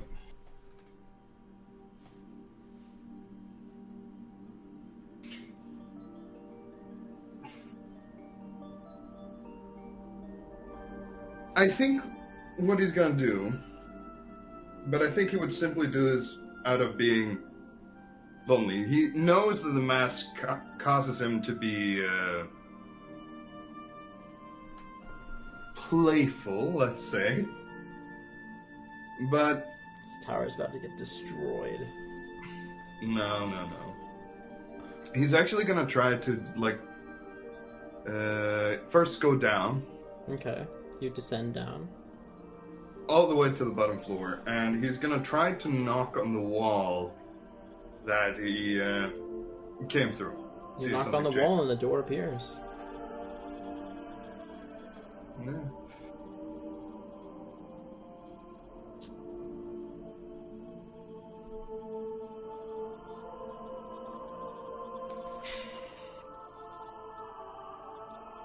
Yeah, he wouldn't want to take anything. Because for all he knows, this is someone's possession. Doesn't mind stealing from bad people, but like from people he don't even know, nah. Meanwhile, Jadir laughing in chaotic evil. True. Very true. No, this isn't Jadir laughing. This is me just enjoying the irony. Well, here's the thing. It's like, yeah, he steals things, but like it's generally just if he knows they're generally bad people. Oh yeah, you're a great person, Gerald. Jadir, on no, the you- other hand. No, Gerald is also an asshole. I have no idea what you mean. Just Gerald is also an asshole, just not to the level of Jadir. But yeah, no. So what he's gonna do after he goes outside, he's gonna roll the dice again. But before he goes to hell, he's gonna put the mask on. You're putting the After mask he's- back on? Yeah, but he's doing it for a different reason. He's gonna resist the urge, by the way. Well, you go to put the mask on, and you are brought into another vision. Ah, for fuck's sake! Yeah. As your Bad body timing! goes limp in the negative 20-degree ice and snow, and you are Brought into a new vision. You remember where you last left off with Agatha having this mask stuck to her face, and then having this dream that you were in about her like flying and stuff, and how she woke up and said like, I need it. And you're carried through as she steps out of bed, the mask still on her face. It's probably like 3 or 4 in the morning. She steps out of the house and walks off into the forest. The sun hasn't even risen yet, as she calls out that she would do anything to fly, calling out into the heavens. And soon, a very large, red-skinned creature emerges from a portal and comes to her with horns and fangs. It says to her that he can let her fly for a very small price, and that all she has to do is sign this contract, to which, in this, her wearing the mask, talking in like a desperate voice, quickly signs the contract without even reading it, and sprouts wings from her back. She immediately takes off into the sky and soars through the air, laughing joyously as she flies away, leaving her home behind. As the sun begins to rise on the horizon from high in the air, she flies for hours and hours until she arrives. She sees a canyon in the ground, and she swoops down and begins flying through the walls of the canyon, probably faster than she could. And then suddenly she turns around a sharp corner and impacts a wall that she didn't realize was there. And you see immediately, she's only had these wings for a matter of hours. You watch her head twist at a horrifying angle as it impacts the wall, and her body falls to the ground, bleeding out, and the mask rolls off her face.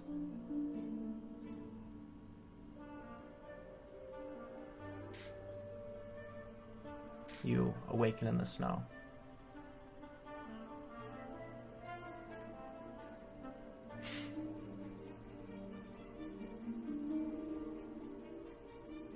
Man, Gerald is having a shitty time. Like, not at a physical level like Jadir, but just, he's being kicked emotionally every fucking corner. Oh no, like he's had a cakewalk, right? Yeah. That's been wonderful. Yeah, sure, cakewalk. We'll word it that way. But yeah.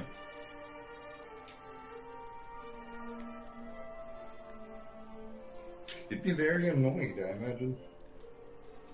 Both at the mask for being so random and also... You're really cold, by the way. Yeah, I imagined.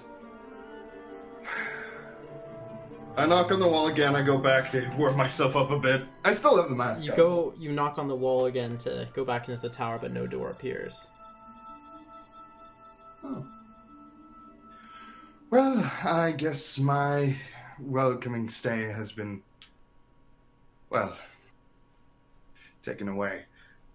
Well, back to hell I go, I guess. And I just... On the horizon, as you get ready to see, you see, and I guess from this angle, you're in the center of the island. You can see a very distant, as the fog has cleared up since you left the tower, or in the time that you've been there. And you can see now, very distantly, perhaps an equal amount of distance that it took for you to swim here, another coastline off in the far distance with silhouettes of hazy silhouettes of boats with tall, or kind of like these kind of smaller boats with tall masts and single sails. Just an interesting sight. You going back to home? Are any of the boats heading to here? Probably a couple of them, just going in that general direction, though you don't know if they're coming to you or to that island.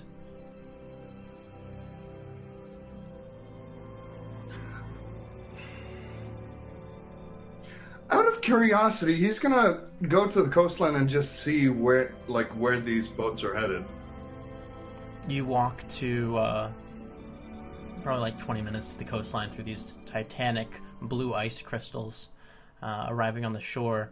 You can see a lot of these are just going around the area. Some of them are stopping a couple miles off the coast of this distant city, likely fishing vessels.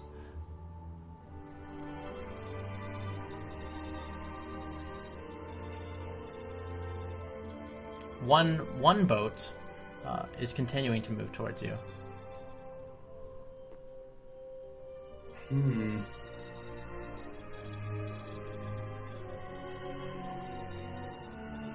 How far would you say it is?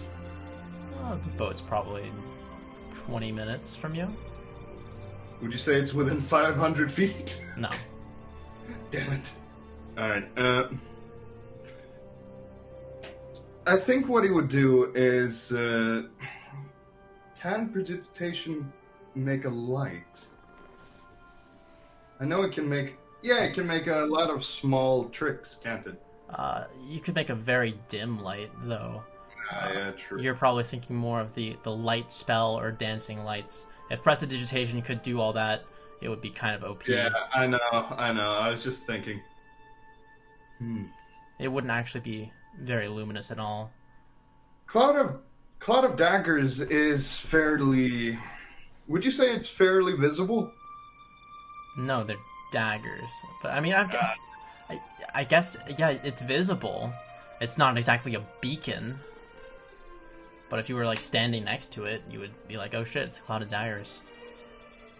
If I were to dimension door towards that fishing boat,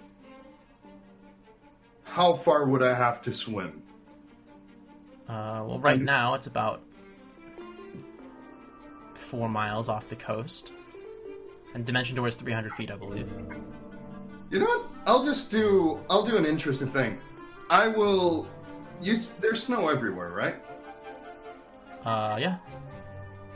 Around the coast, he's gonna, like, write, like, in the snow, a big letter of just help. Huh. Alright. And he's gonna, like, visibly be waving and trying to get their attention. Okay. Unfortunately, you're waving. Are you, like, calling out? Yeah, as well. Right, you're, like, waving your hands, you're screaming out into the water. Just when you're about to give up hope, the boat starts moving towards you again, and you can hear the shouts of low voices carried faintly across the water to your ears, barely anything more than a whisper from that distance. Yeah, just keep waving. Alright, the boat's coming towards you. The closer it gets, you can see that this is kind of like a short wooden boat with both oars and a single mast with like kind of like this red sail in front of it, depicting kind of like two swords making an X. And before they are in like a full visibility, I'm gonna really quickly do enhance ability. Yeah, because I'm gonna have to bullshit a couple of things. So I'm bardic inspiring, like I'm doing a bardic inspiration as well. All right. I'd rather play yourself a little tune to hype yourself up. Yeah. Oh, they removed the thing. Interesting. All right. So yeah. All right. So about 2 minutes later, the ship comes closer to land, as close as it can. It's probably only about 10 or 15 feet long. And there's a very large man. You can see they all have Viking helms, dressed in armor, and I do not regret staying. Yay! And one of them calls out to you, "Hail!" Like, hello there. Bit of a magical misfortune on my half. You're on sacred land. You know that, right? I have no idea where I'm at. I've got teleported. Two Vikings jump out of the boat. They're landing into the icy waters, coming up about knee height as they stride towards you. You're not allowed to be here. Please, I would really like to leave. It's very cold. They're looking at each other. We'll have to take you to the elders. That is fine. I got teleported here. Teleported? What? Yes, I wasn't really allowed to choose the location and just got teleported. Get on the boat. We'll talk about this on the way back to Kiamon. Thank you. Do you have any warm clothes by any chance? Like, looking at it, it's like very not suited for the weather. He's like one of the larger kind of like big tough Vikings tosses a net at you. Here, use this for warmth. Thank kind you. of like a A seems net. disappointed in your lack of masculine stoicness. I figured. Yeah. I figured. Tosses a net at you. Yeah. Good God. And then you say thank you, to which the crew laughs. You kind of just. I'll take anything to keep warm at this point, to be fair. They're all I just- laughing, and the ship begins to turn around. One of them hands you an oar, says, "Well, we better help out." And the captain's Oh. like, "Row, row!" As yeah, I don't mind. I help. make a strength check. Okay, strength check. All right. It's just a pure strength, yeah. 15. And since I'm not using the Bardic Inspiration anytime soon, I'm going to use it now, which is now up to a 1d8.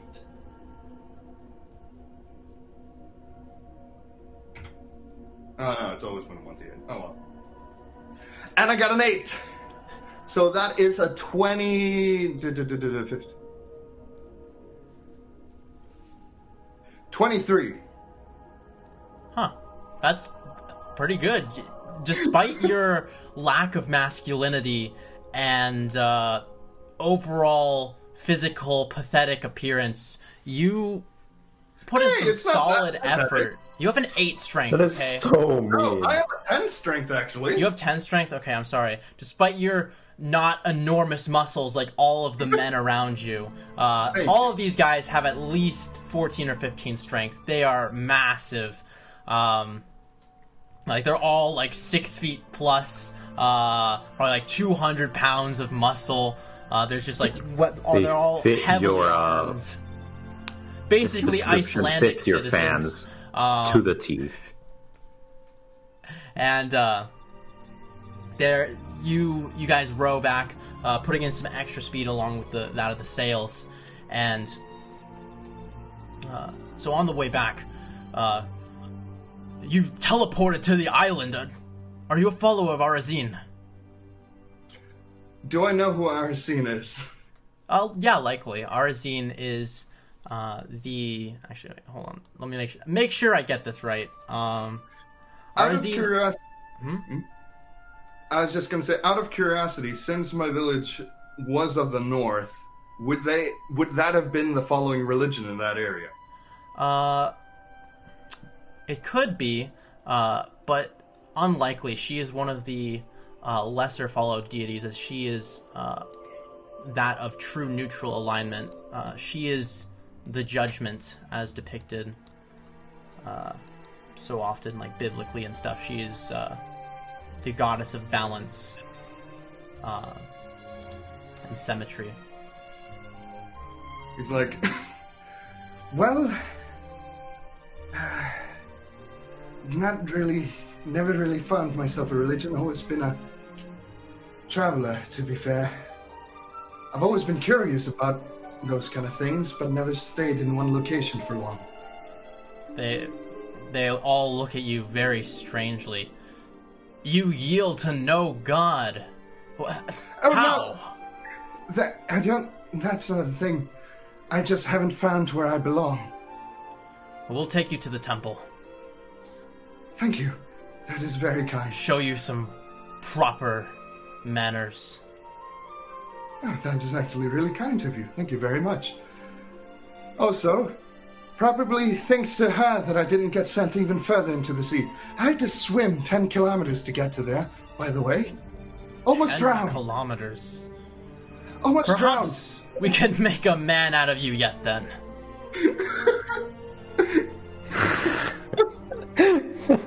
And one of them kind of like punches you in the arm. He makes a strong face, even though like his physical body, like you're fully that's goes, gonna you're gonna have this giant bruise on your arm. You just know it. Yeah, I know. It's like it hurts, but he's like making a strong face, like. Mm. All right, as you pull into the docks of Kiamon, we will switch back to Jadir. As we grab So what are you doing? How do you always manage to get into those situations, man? I don't know. I enjoy it. I see.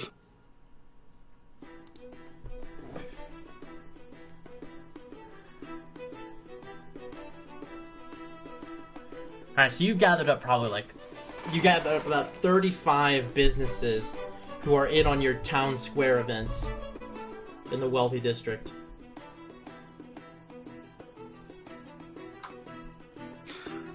It's good. I suppose the only thing that's left to do is to schedule stuff and have meetings and whatnot. But this entire thing is, I want to be known that this is hosted by S&J Incorporated. All right, roll just a general performance check. See how all this goes over. I'll enhance ability. Bardic Unfortunately, inspiration. you can't do that. It's clearly as I crit fail, I get a 6. Oh, you poor man. So, I mean, you got 35 businesses on board, but as you go finally discussing the plans in the meeting, it's clear that entirely accurately you have done zero prep or planning for this whatsoever, and it begins to occur to you that in the business world, going into things with no idea of what you're gonna do, with zero plan, is perhaps not the wisest business decision. And other people pick up on this too. Your general air of casualness, lack of preparedness. You lose about 15 of the 35 businesses, but you still have 20 in on the event. And the meeting has been set up and prepared. The event is being scheduled, and people are being informed. However, SNJ in the business world likely now has a bit of a rumor of not being very well prepared. Though, like all bad news for businesses, it'll blow over and people will forget in time, probably.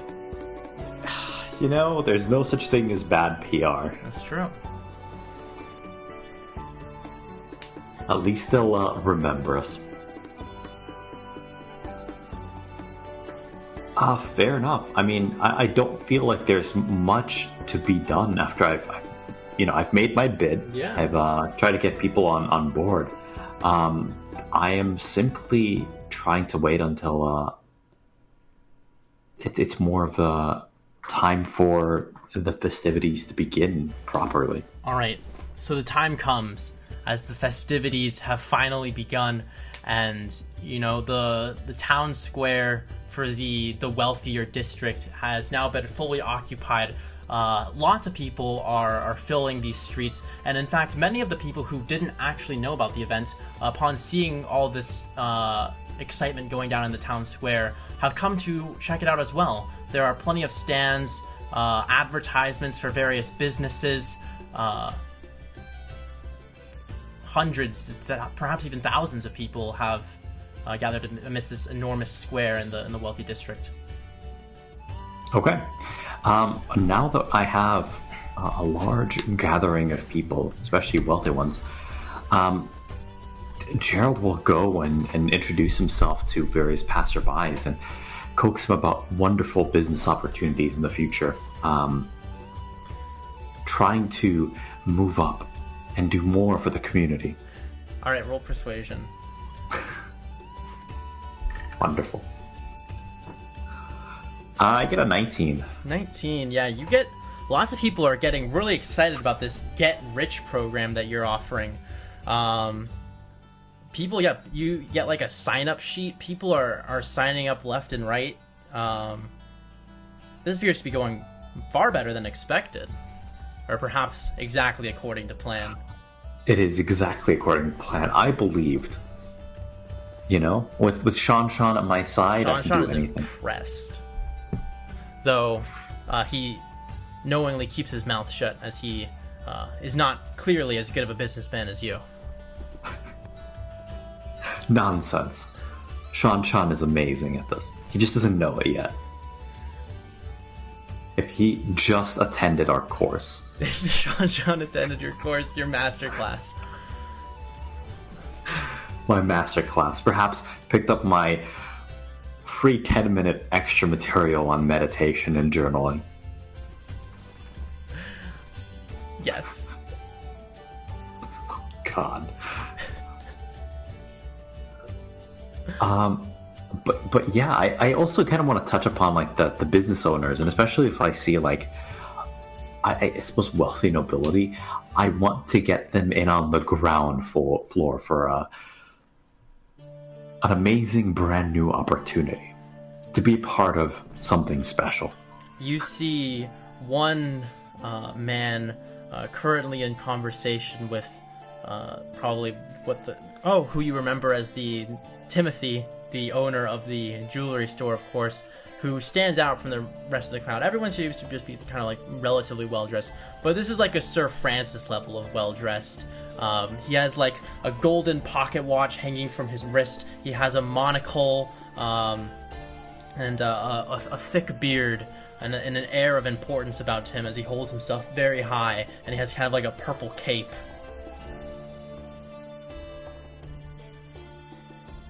All right, Gerald will approach. Timothy of Timothy Street. How seems to... In the middle of discussion, as you interrupt. Yes, they just cut in. Oh, Timothy of Timothy Street. It's wonderful to see you partake. Gerald, Festivities. I would really appreciate if you didn't call me Timothy of Timothy Street. I apologize, it's what I know. Talk to you about this. In any case, the festivities are wonderful. Don't you think so? Yes, well organized, my friend. And how about you, sir? You look to be of the sort that knows quality when he sees them. What do you Pleased think? to meet your acquaintance. My name is Dante Albert. No, I'm just kidding.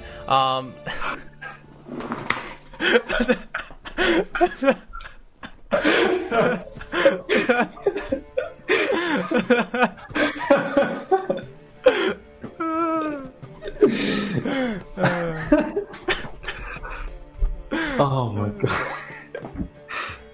Sorry. Oh, fuck. George Henry III, at your service. I am Gerald of S&J Incorporated. We've put this little shindig together. Figured it Oh, would be nice you're for the one that community. organized this event. Yes, rather new for this Well done. part of town. But I do find it quite enjoyable. I agree, this place needs more festivities. Oh, you and I are possibly of like mind on this matter. Oh?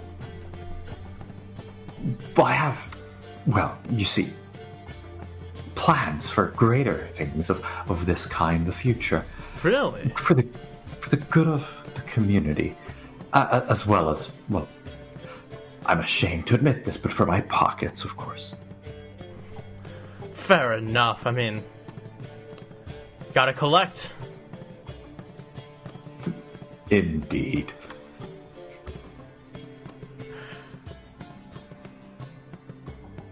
It seems to be going rather well, but for now, but need to get some of the locals on board and pool our resources together. Wealth attracts wealth, as they say. This is true. What's your, I mean, what are you trying to get out of this? I mean, what business do you run? I mean, you said SNJ, but I haven't seen anything about it nearby. Although I think I did see an ad in the My paper good about that. sir, I am in the business of doing business. Right, but perhaps you could be a bit more specific. I mean, unless you're in the business of doing business, he says, looking at you with an eyebrow raised. Precisely. Perhaps we should take a walk over this way. Timothy of Timothy Street, it was a pleasure. He catching scowls up at you.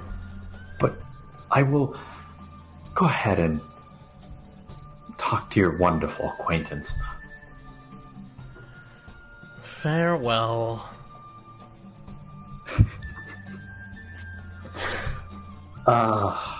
Timothy You, you hear him muttering to himself, Gerald of Asshole Street.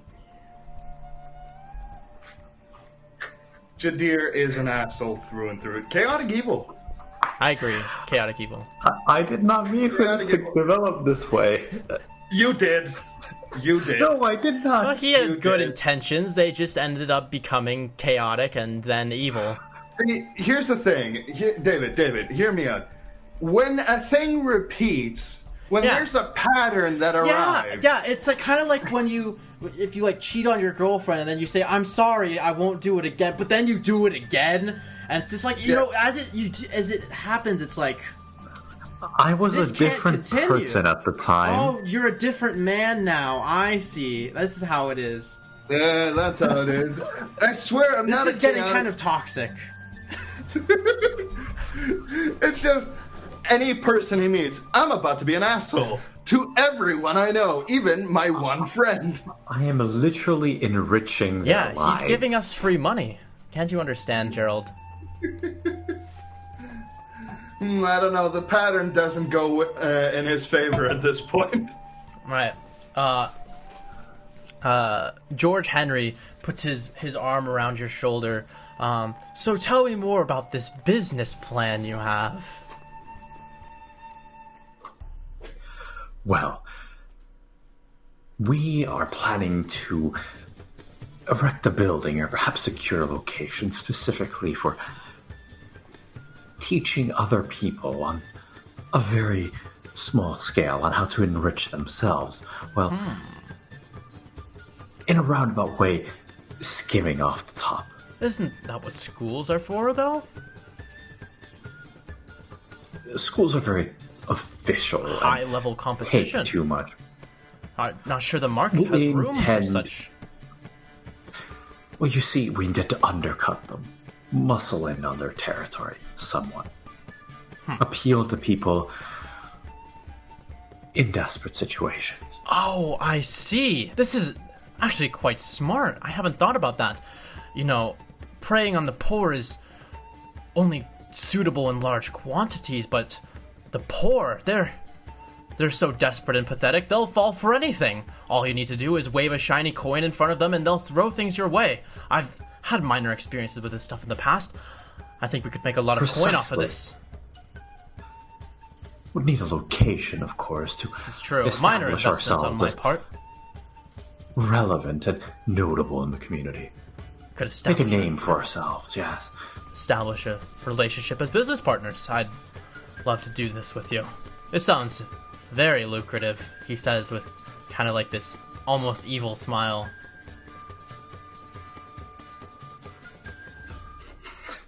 Gerald will smile a pointed smile. The pointed smiles in the back alley.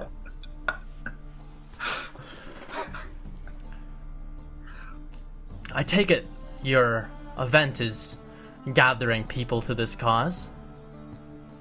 Well, of course, we gather individuals around, show them what connections can amount to, teach them of what they could possibly accomplish. Not give them the means, of course, to actually achieve such things. No, we But wouldn't what want you that. do, But what you have to do, is very important. They believe they're receiving the knowledge that's going to get them out of their poor situations, and then when they fail, it's because they know it's their fault. So you have to make it very clear that you're giving them this information that's going to make them rich, but then when they fail, it's their fault because they didn't work hard enough. That way they don't blame us. precisely. Hope is They the lose opiate all of their the money, masses. and they're not even upset with us because it's their fault. Brilliant. You have a keen mind, good sir. I think we'll make good partners. We'll draft something up. I'll have my people contact your people. Well, you can always contact me in my manor. Just, you said your name was Gerald? Gerald from S&J. Gerald from S&J. Just let them know S&J's at the door, and I'd be happy to talk more business with you. Wonderful.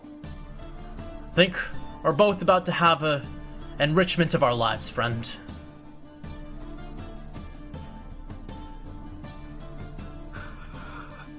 Gerald will, give the man a firm handshake and walk away. Awesome. Alright, I think that is where we will end our session. For the last aside, Gerald will, turn to Sean with excitement flashing in his eyes. Bro. That was, like, based, super lit, bro. Dude, that was wicked tubular. Oh my god.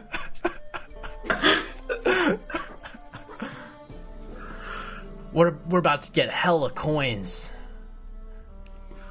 This campaign was about something else a while ago. I'm sure this has no implications. Yeah. Yeah, no consequences for Jadir, just Gerald. Well, Not even denied it. Well, here I didn't know thought where I was we were going with all of descending this. into hell to satisfy the Rakshasa and save your girlfriend and perhaps stop the world from ending. But you know, who needs to do that when there's magical towers and Vikings and pyramid schemes to run? Well, here's the thing. The teleportation is completely random. That's true. Well, Like, not the next going time we into have- hell. When you go to Well, hell, yeah. you'll always appear in the same spot. But here's the thing. No matter where he teleports, his chance of going to the same place as Jadir is Oh, yeah. so little. That's right. well, we could have just met in freaking hell. Are you in Instead, hell? you chose to ignore an island. Like, explore an island, yeah. Are you in hell? Mr. Gerald from SNJ. There's two Geralds. Real Gerald and SNJ Gerald. Yeah. You know, you can call me out when you yourself don't do the exact same thing of fucking around. Okay, well, I'm sorry. For this session, I go to hell and wait. Blame yourself. Explore an island, will you? I learned quite a bit from that island. Me too. About pyramid schemes, setting up festivals, this thing you call performance.